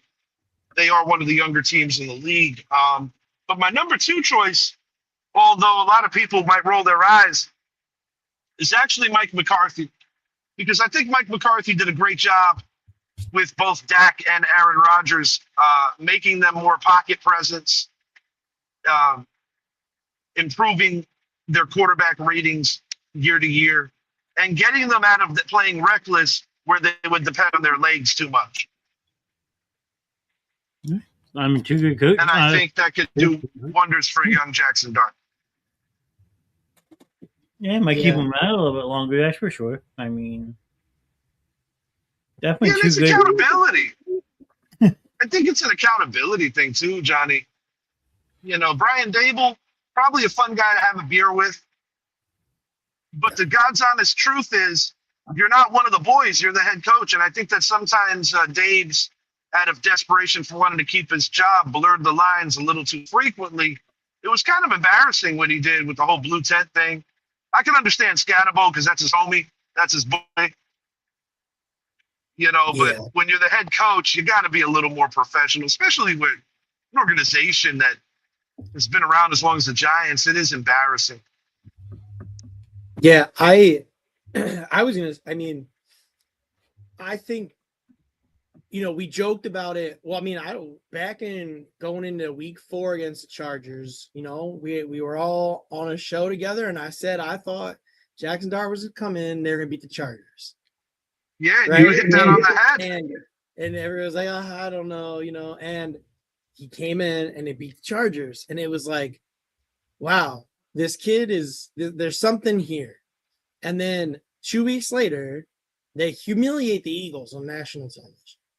I think they looked ahead to the Eagles after getting that high off of beating the Chargers, and they fell asleep in New Orleans in the second half. They were looking ahead to Philly. Right, the New Orleans game, they could have won that. But what I noticed, what I loved about, I can't believe I'm saying this, what I loved about the Giants after they humiliated us on national television was how much Dart and Scatterbo were like already bros. Like you could tell like they were already bros and they were loving the moment. And that was probably the most enjoyable, and not because I'm a Giants fan, even if I wasn't. Yeah. The post game, and it's so unfortunate that it ended abruptly because it's no secret when we blew that ridiculous lead in Denver. Yep, this is where everything just went down the toilet. I think the post game against the Eagles doesn't happen if Harbaugh's your coach. Because that's where I think the bro thing, like it's awesome that those guys are happy and having a good time and it's like, enjoying the moment. But there's also this point where it's like, guys, act like you've been here. Yeah, that's a good point. I mean, I understand that won a game, Yeah, a team like your team that's impressed us, you got to act like you have beaten them before, even if it was going back to Plaxico, Tiki, Shockey, and that crew. I'm just saying. So then you roll in to Denver, and you're on this high. Oh yeah, and you're like, you go through that first half of that game, and you're just like, you're untouchable, and then all of a sudden, the fourth quarter against Denver was like, all right, boys, this is the NFL. This ain't college. This isn't a frat party. And you just got your ass handed to you. Hey, yeah, Dart cost us that game because Dart and Dable together cost us that game. There's not too many games that I'm going to point at Dart, but that was the one. And he owned it. He admitted it. He showed a lot of maturity. But, Brian Burns was so angry. It was just a bad loss on so many levels, and the dominoes just came down. And, Shane Bowen should have never been allowed to even leave with the team after that. And, I think if Dable would have had the audacity to get rid of Bowen quickly, because Kafka had no problem doing it, I think Dable possibly might have still been able to see the season through, because he was well liked in the organization. It wasn't as easy a decision as it might appear on the outside. The Mara family really did love Brian Dable, and he got off to such a terrific start winning Coach of the Year. But I do blame Dable for a lot of that, and I do think, to your point, Harbaugh will bring an accountability that organization has not seen since Tom Coughlin. Yeah, that's where I'm unfortunately right there with everyone rolling their eyes about McCarthy, because when I moved out here and McCarthy was coaching the Packers, it was like, oh my God, this dude is the worst coach I've ever watched. Yeah, a lot of people feel that he did ride the coattails to the top. Oh my God, I couldn't he I think was a beneficiary of Aaron Rodgers playing well. Could very well be. I mean, they were 15-1 the next year. My team beat them. They were also dealing with an in-house tragedy during that week, so I don't know how much that affected the team on the whole. I personally think that 2011 Packer team, while they were, damn near breaking records on offense, defensively they just weren't good. They had a soft schedule. And how crazy would it have been if the Chiefs don't make that field goal against them in the regular season? Giants would have beaten 2 undefeated teams in the regular season. That would have been something. Yeah. I just think Dart and Scatabo and Neighbors and I don't even know how old Bellinger is. I'm thinking Robinson. These are all, they're kids in comparison. We got Theo Johnson too. Okay. Robinson, as young as he is like the elder statesman there, because he was a rookie back in 22. Yeah. I just think there's an aura that comes with Harbaugh that is like, if you played football, Absolutely. I couldn't agree more with you. And McCarthy doesn't bring that. McCarthy's more like a safe one. Stefanski, I wouldn't be too upset if we ended up getting him, but thinking outside the box, if there's somebody, in a different world, maybe Brian Flores, but because of that lawsuit, I don't see that happening. I can actually see the Flores and Dable combination ending up in Vegas, believe it or not, where Flores would be the head coach, Dabes would be the offensive coordinator. They have a lot of experience under the Belichick tree together, so that is possible. Yeah, I'll laugh when Pete Carroll rolls up next year. Giants head coach. Oh Lord! Oh, that'd be great. That's almost as insulting as the medium Pepsi. Yeah. That would be god awful, and I would hate that on so many levels, because Pete Carroll, while I'll be the first to give him his roses and say he's a damn good coach, he is one of the coaches in the league that I genuinely just don't like. You'll be going back to Russell Wilson in no time. Yeah, right. That would be something.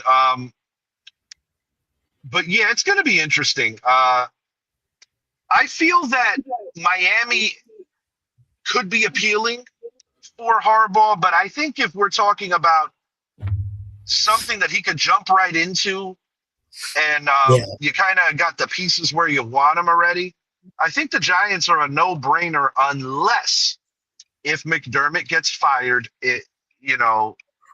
Buffalo has been very patient with that guy, more patient than I think they should have been. So if he loses this week and gets fired, Jim Harbaugh might be in Buffalo. That would be a very interesting. Yeah. Man. That would be crazy. That would be awesome, actually. Because I was like, Josh Allen is. I know the Ross family has a relationship with Harbaugh.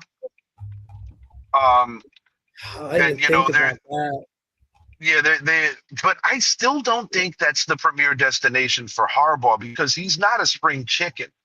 He wants to get into a situation where by year 2 of his regime, they're thinking about winning playoff games and going further. And I do think that the Giants present that because from a talent-based standpoint, where given the age of the team, I don't think they're that far because the God's honest truth is between the Cowboys, the Commanders, and the Giants, the level of who's trending upward is very fickle and close. And I actually think the Giants are trending upward over both those teams in the immediate future. I personally don't disagree with you at all. I actually thought the Giants, talent-wise, like there was, I mean, I'm frustrated as hell Scatabo went there because I love the guy, and I would yeah, kind of similar to like your sentiments about the Nova Cats in NYC. Yeah, I just Scatabo is going to be, and I hope he heals okay and everything's good and he's back because to me that dude's gonna have a great career in the NFL.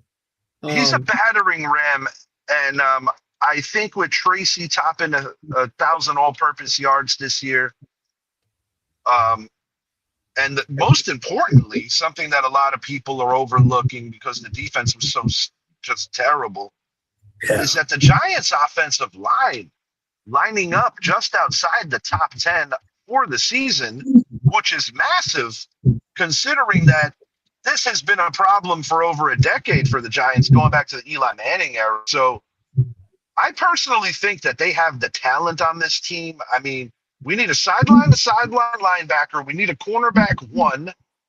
And I would like to see more depth on the interior because there are a couple of guys that could be a cut this year, like possibly a John Runyon Jr. could be cut. You could possibly put a rookie in his position.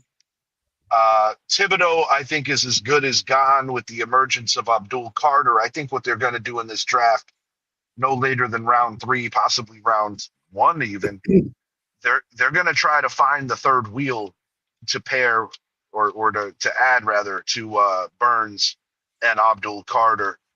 Because if you follow the best times of Giants football, at least in my lifetime, they have always had that trio of edge rushers, and I expect the plan to be no different here. Where you can compensate for not having the greatest secondary if you have those guys that can have a quarterback's rhythm constantly intimidated. Like they had that with OC, Strahan, and Tuck, and they had it later with JPP, Tuck, and OC. So we'll see.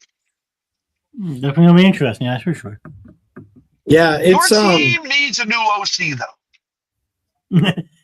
Yeah, you think the talent's there, guys. I mean, I hate to give Saquon extra credit, but I don't think that 2K is that far from who he is still. There's some more miles. He really put his body on the line because he got paid really, beautifully. But now you missed early on. I said my theory is that Kevin Patullo and Eagles have just been toying with the NFL all year, and they're gonna come out this weekend against San Francisco and smoke them. Crazier things have happened, bro. I remember going back to 2000 when the Giants offense had these moments of pure anemia. Then Jim Faso gave like that speech about, I'm putting all my chips in.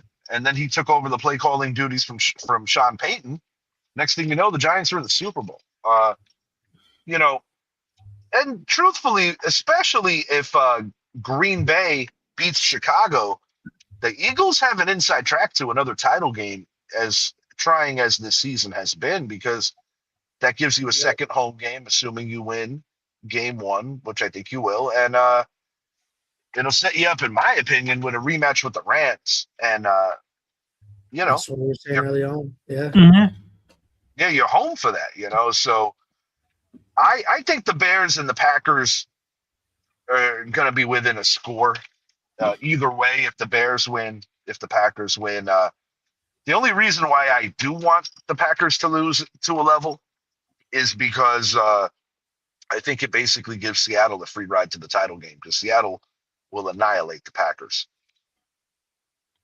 Oh, for sure. Yeah, well, Seattle's just a tough place to play with again. Yeah, whereas if they get the Bears, at least the Bears have a puncher's chance. And I just think, I don't know.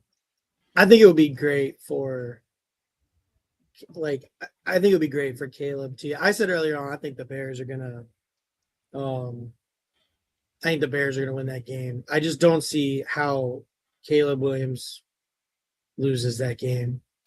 Ben Johnson's got that whole team bought in. Yeah, it's gonna be. That's another one, guys. I got to correct myself. The Rams would ultimately go to Seattle if it played out with the Bears winning. But yep.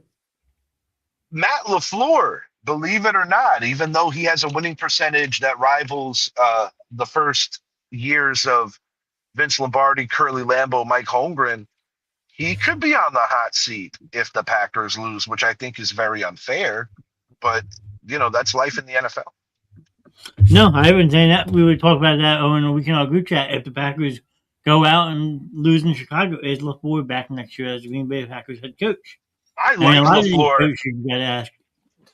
I think he's a very good coach, gentlemen. I think Matt LaFleur is a very good coach, and similar to see me right now? I'm shaking my head violently. You don't like him, huh? No, he's terrible. I said earlier, I've said in our group chat, Matt LaFleur is the only person that I would, if it was between Kevin Patullo and Matt LaFleur to be our offensive coordinator, I would pick Kevin Patullo. Do you think to a level that it's like the curse of being blessed with an enormous amount of talent? Because Green Bay is one of those organizations that is always lucked out with having the right quarterback and also the right quarterback in waiting. So sometimes I think for coaches, it's almost like you don't want to recreate the wheel. And I think to a level, it actually might hurt the creativity of some of these coaches. But they win. The Packers consistently make the playoffs. In some ways, if I was a Packer fan, I would probably be frustrated because I would view them as the Yankees. Like, oh, you're always in the playoffs, but once you get there, it's almost like you're becoming a little too satisfied with just being there. Yeah. They won a Super Bowl since what, 2011? 11 was the game and 10 was the season. Yeah, buddy. Right. The year before the Giants beat the Patriots for the second time. All right. I thought, you're looking at what, 14, 15 years almost. I mean, damn. Yeah, time flies. It's hard for me to believe it's been that long. It's just poor clock management and poor game management. And, LaFleur, I've been saying since Jordan Love got drafted, I thought Jordan Love was going to be a good quarterback. I thought Jordan Love should be given an opportunity. I thought Jordan Love should be able to make audibles and play, if he reads the defense, we talked about this earlier too. It's the same, it's this oddly same spot that I feel like Hurts has been in all year. It's like a play gets called and they just run it. But then there's no read the defense. There's no audible. It's just run the play, and the play is terrible, and we're gonna blame the coordinator, right? And that's how it is in Green Bay. It's like Jordan Love runs the play. There's no. They're never swapping out a play at the line. He's never moving guys around. It's just, here's a play. We're going to run it. I'm going to hand the ball off to Jacobs, go through the gap, even though there's two guys blitzing the gap. We're still going to send them there. Do you think it runs as a little deeper as possibly a distrust for Jordan Love? Whereas you have more trust for, say, McCarthy with Rodgers and Favre, or even with LaFleur with an aging Aaron Rodgers. Well, I've never liked Aaron Rodgers primarily like just the arrogance and I don't know, just his whole demeanor and whatnot. But like, This is the most humble I ever recall him, to be frank. yeah, this season's been weird. You know what I mean? Just for a lot of reasons. But like, at least he has an earned arrogance. You know, like I don't really like the arrogance, but like dude won a Super Bowl. Okay, so you can have a little bit of arrogance. Yeah, and there a were multitude of MVPs. Yeah, there were a lot of times where McCarthy would call a play and Aaron's like, "Yeah, no, we're not ready." You know what I mean? Versus Jordan Love, like, but I think these coaches need to. It's kind of like everything, even outside of football. The coaches need to allow the quarterbacks to fail, so that they can learn. Yeah. You know what I'm saying? I actually think that it's crazy. I actually think that Jordan Love's confidence was shaken and hasn't quite recovered. Going all the way back to last season's opener, the Brazil game, where he got injured and then Malik Willis was doing spot duty. And even this year, Malik Willis has been thrust into some games. I don't think Jordan Love, if we're really going to take it back, I don't think he's completely recovered from that interception he threw in Santa Clara a couple of seasons back. Yeah. And I wonder if he's, quote unquote, the answer in Green Bay. You know, I mean, they paid him like he is, but it's wild when it's hard not to bank on yourselves when you always get quarterback right. But I do think that he's actually benefiting from what was there before him in terms of financially, because he hasn't earned that, to be getting that. I mean, I know the market exploded in large part to that idiocracy that the Browns did with Deshaun Watson, but Jordan Love is good, but he's not that dude. Right. Like I see more of a future with Jackson Dart, who still has to tighten up a lot of parts of his game, but I see it with Jordan Love already. Jackson Dart already. The thing with Dart, and this isn't like a jab at the Giants, right? But like, no one is expecting the Giants to win, right? I mean, maybe you're going every season like Cowboys fans thinking it's their year, but the reality it was like, maybe they could be good, maybe not. There wasn't. I predicted 7-10. But I mean, Dart didn't predict. You know what I mean? Yeah. Like, and that's kind of the thing for Dart is going into next season. Like, again, I think they can be a very good team in the near future, but it's not like he's going to have the pressure on him again because. Yeah, I think he already jumped through some of those, because when you are a rookie and a Giants rookie, and this is a team that's been reeling for a hot minute, but you get signature wins against the Eagles and Cowboys, you are already ahead of the curve in a lot of ways. And, you talk about confidence, and I hear you. I was never the biggest fan of the arrogance with AR8, AR12. But in Dart's case, I think playing in the Big Apple, you need, unless if you're a stoic guy like a Eli Manning, that is how you do it. And you're like the funny prankster behind the scenes, but on the field, not really an overly strong personality, whereas guys like Tuck and Strahan were like the vocal guys, or even a Shockey taking it back. In Dart's case, he's also that dude on the mouthpiece. But I think in the Big Apple, especially in the year 2025, 2026 now, that's the kind of leader you need in a place like New York.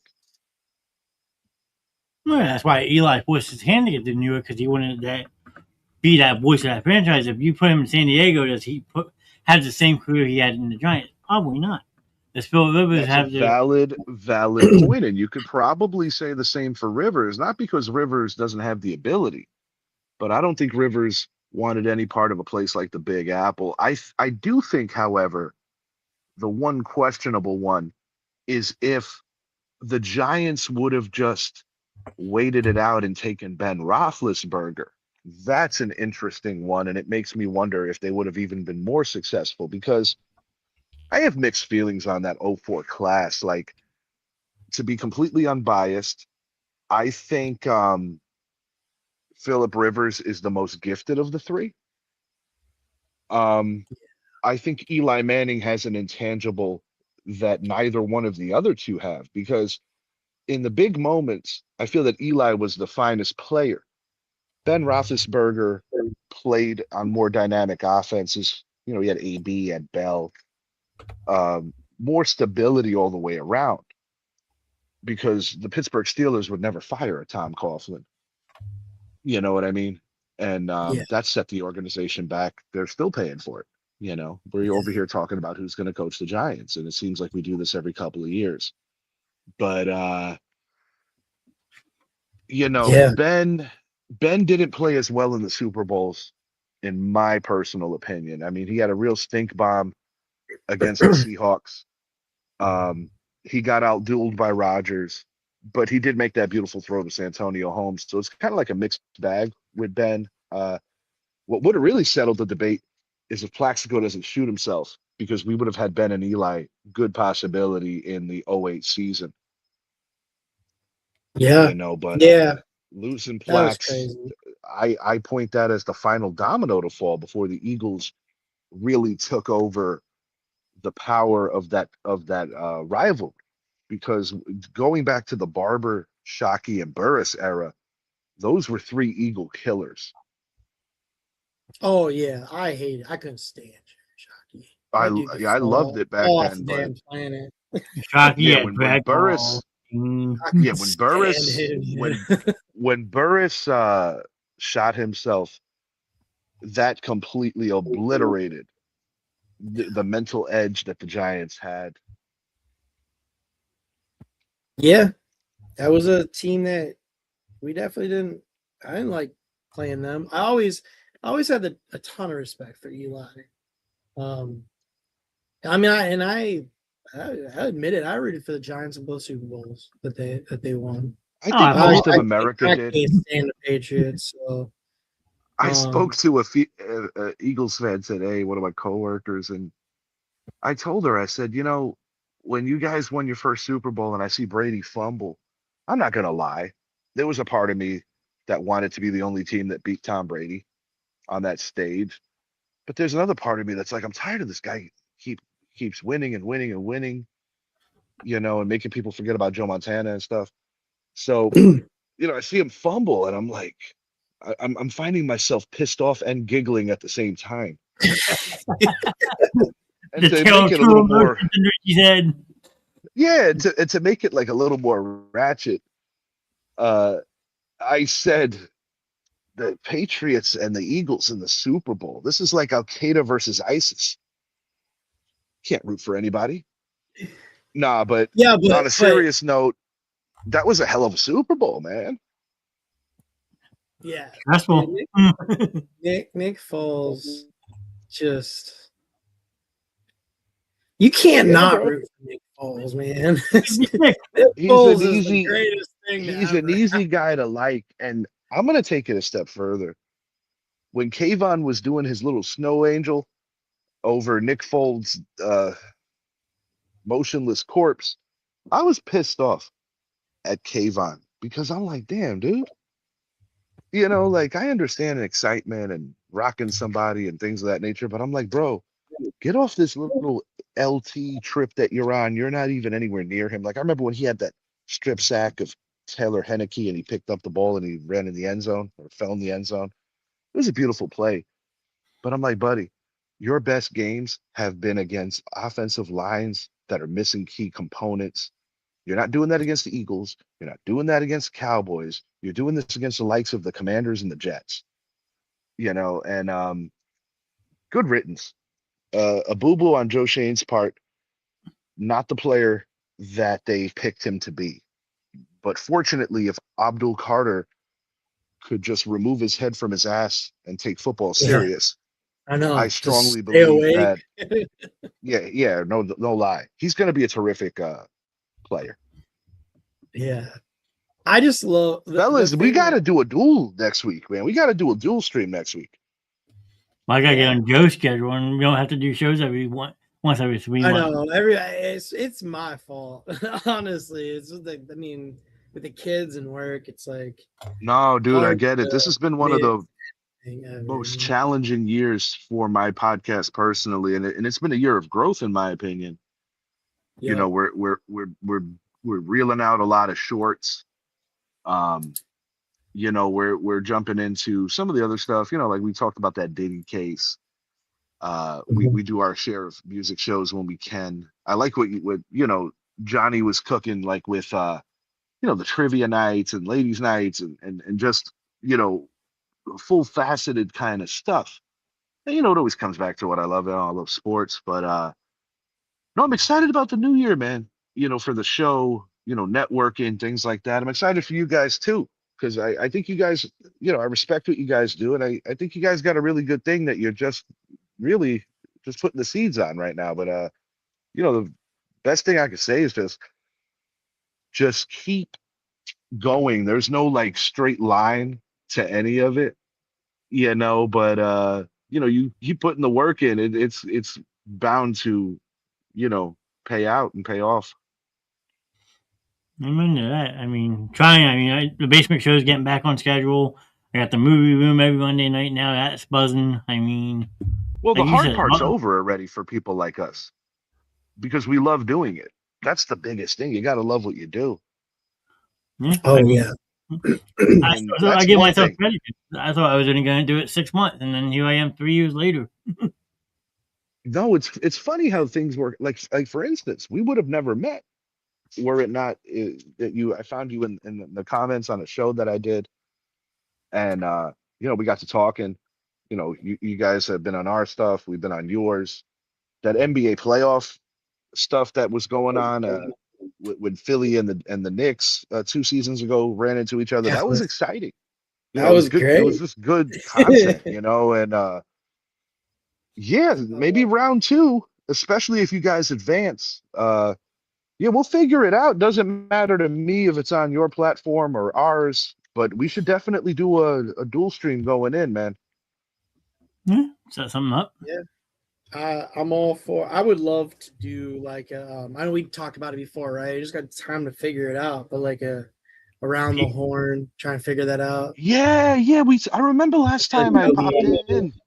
you know, a No, lot of it's fun. really all good ideas. Like one of the things that I miss on my show that we just, God damn it, the Knicks lost again. That we haven't done as frequently as we used to was start bench cut. But one of our challenges this particular year is like, you know, Zappy's kids are just so entrenched in sports. And, you know, being a dad of four, you know, he's been so busy. And you know, we have our contributors, but it's just, you know, one thing that I am happy about though, no matter how exhausted I am, I just keep pushing out that content, man. All you can do. Monday morning, gripping that coffee, tired as hell, but you know, that's why I do Yeah. it, man. I love this stuff.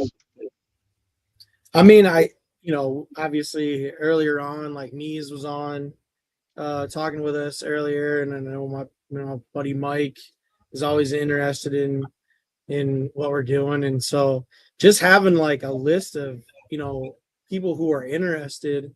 We've all watched Around the Horn, right?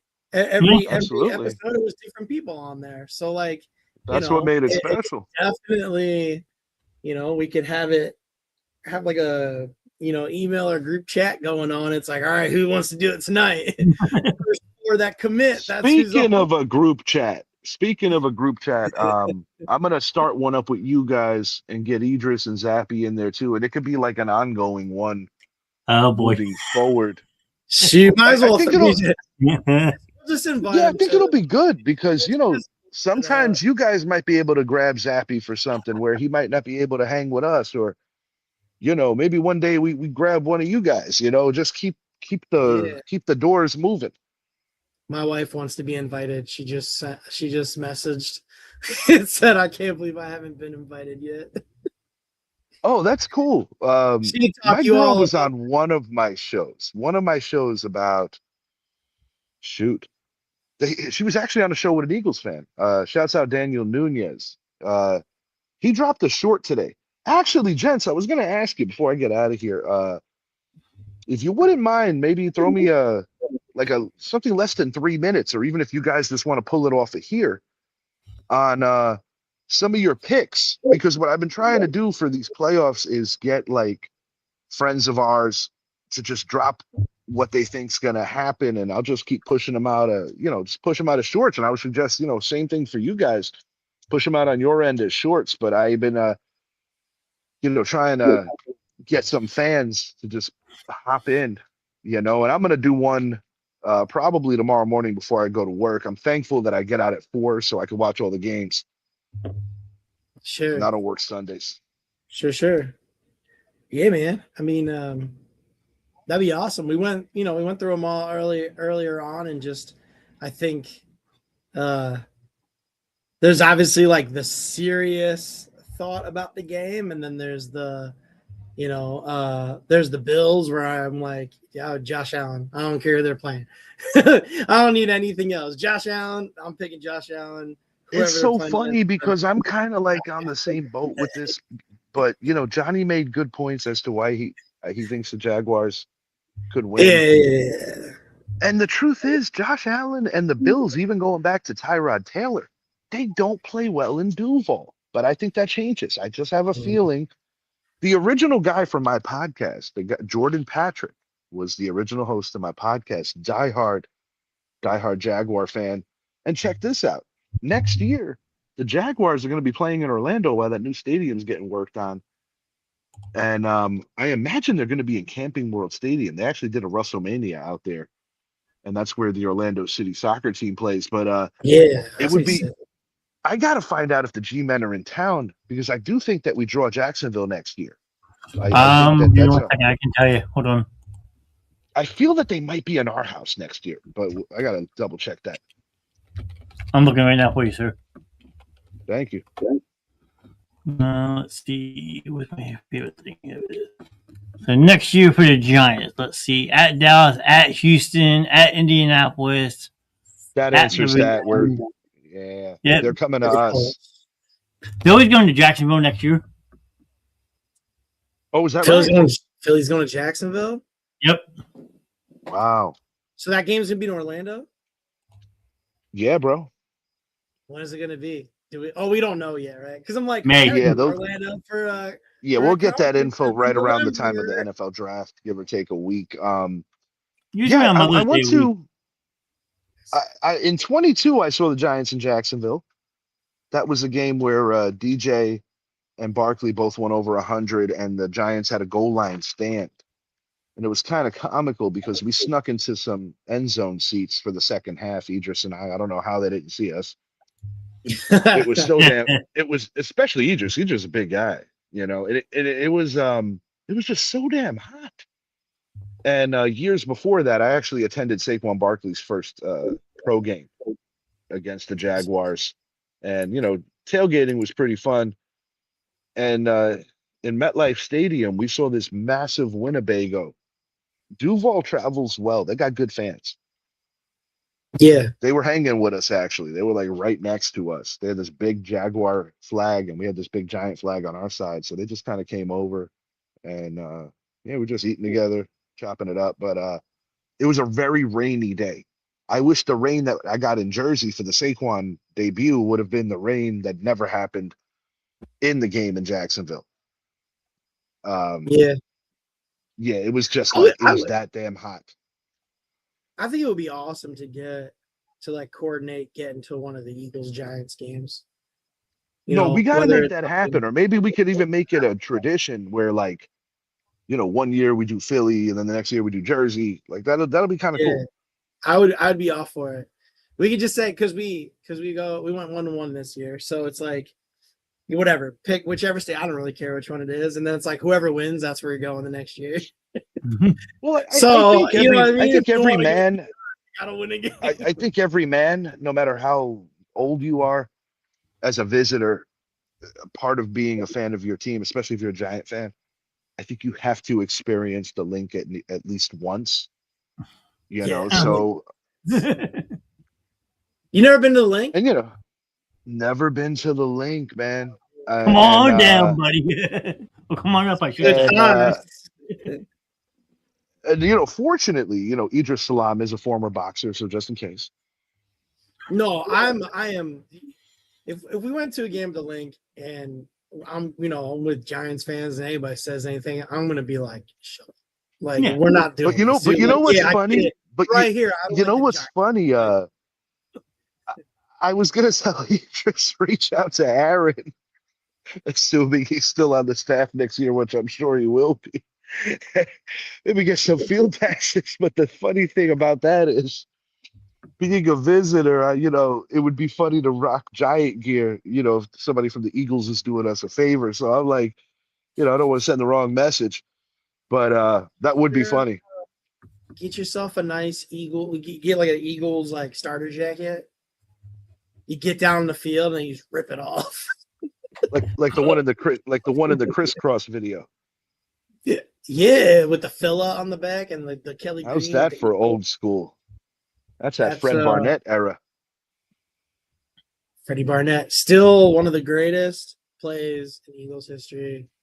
Randall Cunningham, No question. Barnett against the Bills. So I got asked a question about the top 10 defenses of all time, and don't know exactly where I would rank them, but the 91 Eagles definitely deserve consideration on that list, even though they didn't win a Super Bowl, similar to like the Purple People Eaters of the great Minnesota Viking teams that lost some Super Bowls. That 91 Eagles defense, a lot of people forget, was number one in the NFL, and they had a legit combo. You're talking Reggie White, the late great Reggie White, and of course Jerome Brown, who passed away during his playing career. That was a ferocious tandem, and I do wonder if the unfortunate tragedy with Jerome Brown doesn't come to fruition, if the Eagles would have jumped on that train in the 90s and got one, because that NFC East back then was just so damn good. I mean, yeah, if we were in a 14 race, I mean, think of regardless of how it played out, I always felt that the Eagles were going to be always a tough opponent. As a matter of fact, 1990, Giants started 10-0. Eagles were our first loss that year, and they beat us bad, 31-13.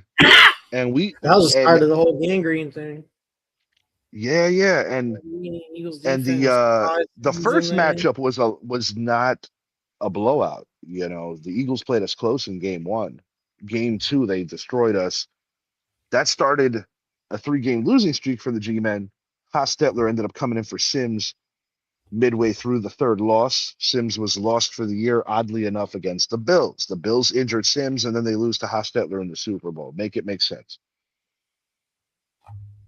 I remember, so it's funny because I'm thinking of I was trying to look because I'm like, man, 91, I was 3. But I remember I was 9 years old. I was 9, so I got 6 years on you. Jimmy McMahon was out there. My mom was a diehard Steelers fan because my grandfather. That's right. McMahon was there. Yes. But she had a forgot about that. Jersey. It was really fun. I'll tell you one thing I try to forget. People think that seeing Saquon Barkley signed to the Eagles is painful. I'll tell you something that I just want to wash out of my memory. Mark Bavaro in an Eagles uniform. Yeah, I forget. I mean, there were some intermediate moves like Ojulari. That's just an annoyance. I'm not mad. I'm not whatever. I got his rookie card signed. I'm like, whatever. That's just an annoyance. If you got Cave on there next year, whatever. It's an annoyance. Barkley, God, watch that show. It's in the library. Yeah. Oh boy, I didn't say his name for like the first 30 minutes of the show, and I kept pointing to this Rodney Hampton autograph picture that was behind me, explaining why he was just such a reliable guy and just a wonderful running back, and just completely obliterated my anger. And then I just covered it after that. Now that was all right. I needed to get that out. Part of my healing process was beating you guys with the scat and dart celebration thing. But what made that sweet for me was that they picked that was the day that they busted out the Saquon doc, because I'm sure that Saquon's people figured, oh, we're playing the G-Men, da-da-da. That's a dub. That's a great day to bust out this new show. And I watched it. It was good, by the way. It was very good. It was. And truthfully, like a couple of years removed from the situation, I I support both sides in different ways. Saquon did have the injuries. The Giants were still not winning with Saquon. So do you make a bigger investment in the running back where I feel like in the Eagles case, he was the missing ingredient, and that was proven to be true, having that phenomenal season, So it's all good, man. I'm not gonna lie, it hurts. And not because, he's on a different team, and not even because of our division rival. It's because I feel that when you like a Saquon situation like that, it's like that's my legacy. It's not going to be where I was, it's going to be where I'm going. And it's not often that I'm used to swallowing that pill as a New York sports fan. I think the other one, and I was too young to really feel the girth of it, would be like Dave Winfield, one of the few guys that doesn't want to be associated or remembered as a Yankee because of the back and forth hatred with he and George Steinbrenner. But as a New York sports fan, I'm not used to guys not coming back or that's our legacy. And, but it speaks volumes on how far the Giants had fallen for something like that to happen because, I don't hate the player, I hate the game. I hate the way it went down. And there's blame to be placed on both sides of it, but at the end of the day, I think the Giants, even though they had to witness the Eagles win an immediate Super Bowl, I think they still made the right choice. And I think Saquon made the right choice too. Well, that's the part that probably stings the most is that he leaves your team, comes to Philly, and you won, wins it. I mean, as an opposing fan base, losing arguably my best player at interdivision team, and then seeing that team win the Super Bowl you won, I'm furious. I'm pissed off. Like, yeah, I always feel that something like that, you got to let it play out over a course of 5 years, 6 years, 8 years, maybe, and see how it all played.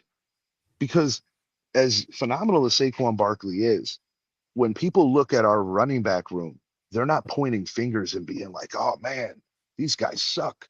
That's one of our strengths now. Mm-hmm. And even without Cam Scatterbo, seeing the way the O-line has gelled and the way the Giants could run the rock consistently, that's why in the Giants case, letting Saquon go, even though it was painful, I still think they did the right thing. What they did not do correctly was the way that they were kind of dangling shit over him. That I didn't care for.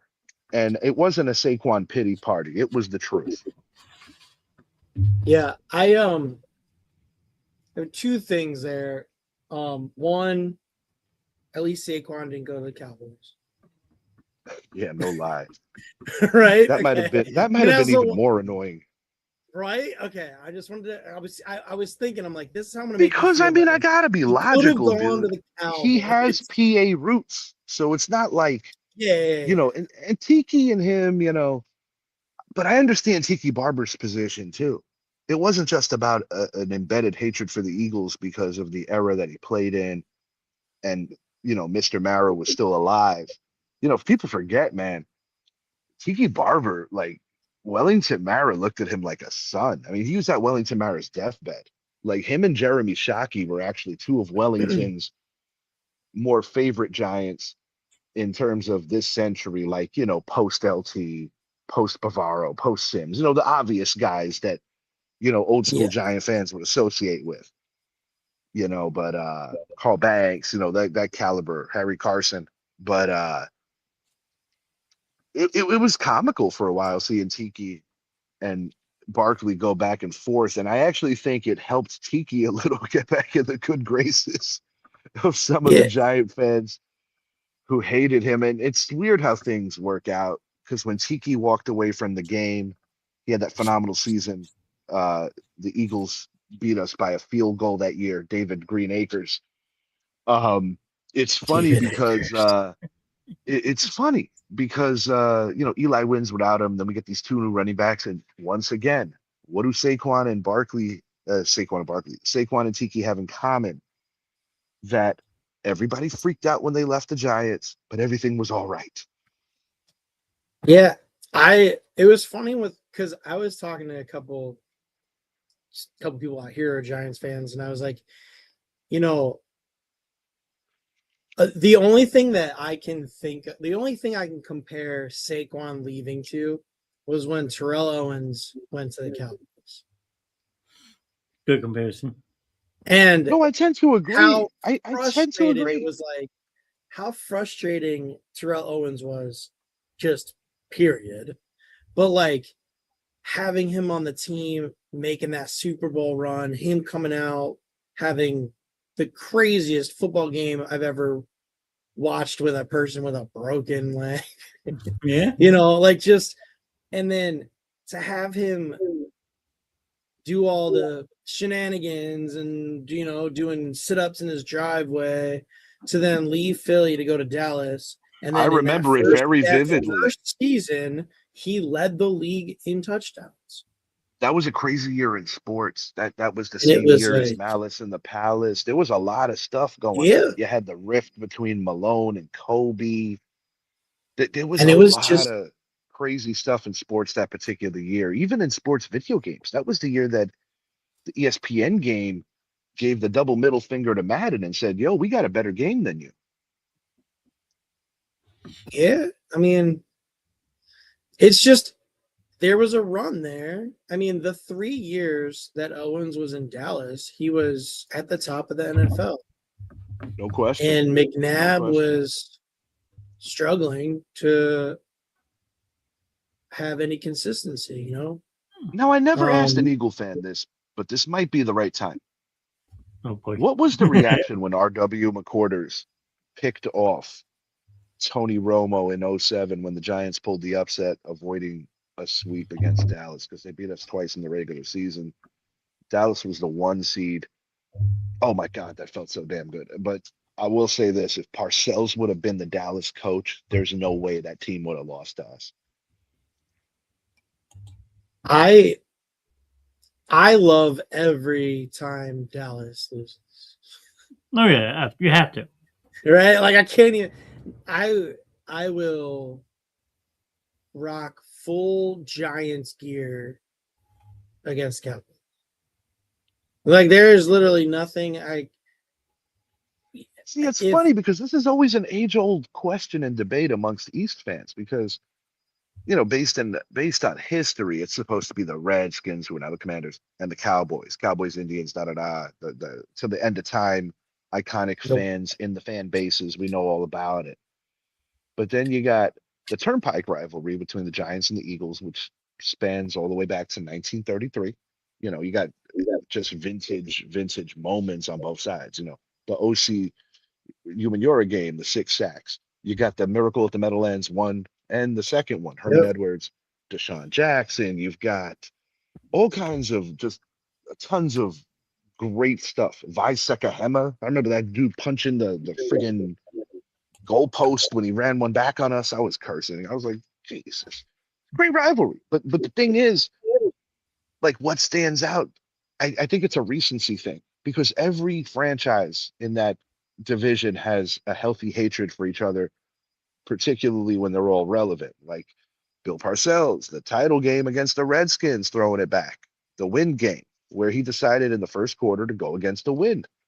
Something is, like, yeah, man, the East is the best. That's the point. The East is the best. I don't care. The East is the best division. It always will be. The best rivalries, the best fans. I don't care what anybody says. It's the truth. I just think there is the funniest part about the East is if you have a Dallas fan, a New York fan, an Eagles fan, and Commanders fan, right, and you tell each one of them they got to pick which team they hate the most, you're getting 3 votes for the Cowboys. More right? Like is that's known, right? Like, but this is the thing. And I agree. But this is the interesting thing about the way things work. In the 90s, as a young man, I got an immediate jolt. My first year watching football, Giants win the Super Bowl. I was hooked. But then you fast forward it, like the Cowboys, they were my first hate because they kept us down for a while. and the changing of the guard game where they beat us in '93 and the end of Sims and LT, it was my first pain as a Giant fan. But then you fast forward to the next decade, and it was just the hatred was so thick with all three of us because all three of us were taking turns. Des Bryant, Tony Romo, I hated those guys. I always respected DeMarcus Ware. But then, even with Philly, Deshaun Jackson, hello, that's like public enemy number one for us. So, I think that's Matt Dodge's I think it takes turns, and I think a lot of it has to do with recency of who's relevant. Gentlemen, I am going to pound down some steak. I actually haven't walked in my house yet because I didn't want to get the dog going and wake up my kid. But fellas, get in the inbox. I noticed you're still aside. You gotta go to sleep, man. We all gotta go. Oh, nah, I gotta decompress. I got an easy day tomorrow, so I don't consider tomorrow a real work day. I'm just gonna decompress and get into maybe a couple of shorts too, possibly. But fellas, we got to do one together, possibly as soon as next week. We'll discuss our schedules. Thanks for having me. Sounds good, man. So that group chat we'll talk. Yeah, Johnny, you look cautiously optimistic. Like you're a little worried about this game, but I don't have a dog in the race. I'm just worried about showing up. Our game this weekend. No, he's got that focused. Johnny's got that focused Rocky Balboa look. Like he's not phased that he's fighting Apollo Creed. He's not worried about it. He just wants to make sure. Eagles Bills, man. And we'll see. I've been saying it all year. Eagles Bills. He just wants to go the distance. He just wants to make sure that everybody knows they wasn't just some bum from the neighborhood. There you go. Johnny's fired up. He's ready. He's keeping it in, but I could tell Johnny's ready. Yeah. I'll be ready to go Sunday. I will be ready. Gentlemen, I hate to say this, but you are my two of my favorite Eagle fans, and believe me, that is a short list. Well, better be on top of the list and the bottom of the list. Hey, man. It's like Daniel Nunez, the Sports Corner, and Jalen Brunson. Fair enough. Yeah. Okay. Yeah, like whenever I see Brunson rolling into MSG rocking a Hertz jersey or something, I'm like, swipe. But then again, you got beef too because you're like, these guys came from Nova. What the hell they wearing the orange and blue for? So it happens, man. It happens. It does. It's brutal. I mean, have a great night, gents. Doing a thing, but it's brutal. Yeah, man. Thanks for having me, boys. Yeah, we'll discuss the deets, man. We're gonna get you guys on. Sounds good. Sounds good, man. Take it easy. Later, fellas. I'll see you. I am gonna make it real quick before we finish this up. Yep. Mr. Johnny Nash, January 9th, 2011. I just love the Philadelphia Eagles defense. Dude, Jeffrey Lurie and Joe Banner, please make the change and fire Sean McDermott. I'd very much appreciate it. I ain't like that. 15 years ago, I'm asking for Sean McDermott out of Philly. Well, he got fired that offseason and wound up in Buffalo, and the rest is history. Maybe he'll come back. You never know. Coach you off? I'm just kidding. No, I don't want him back. Oh, well, hey, man. It's, I guess it's after midnight for you. 12:02. Yeah, 2.5 hour show. It's pretty good. Yeah, not bad for a first night back. Well, definitely get back on schedule. Get back on schedule. My goal is to get back to that Thursday schedule again, like we were doing. So hopefully we'll be back on next Thursday night talking about the Round 2? Next Eagles game, or cracking some cold ones and crying. We'll see what happens. Possibly. I mean, I told Chelsea she has an open invite to come down whenever she wants and kick you out of your chairs. So that's fine. She can come on and just bash on the Eagles if we aren't playing. But I have a feeling we'll be playing. Yeah. So it falls on offense. Defensively, we're there. Offensively is what I'm worried about. Yeah. Yeah. It's gonna be It'll be interesting. I don't know. I don't want to jinx it. I'm still gonna go strong. Eagles, Bills, Super Bowl. That's my prediction. I mean, you got 6 great games this weekend, though. It's gonna be good. It's gonna be awesome. And then we do it all over again next weekend.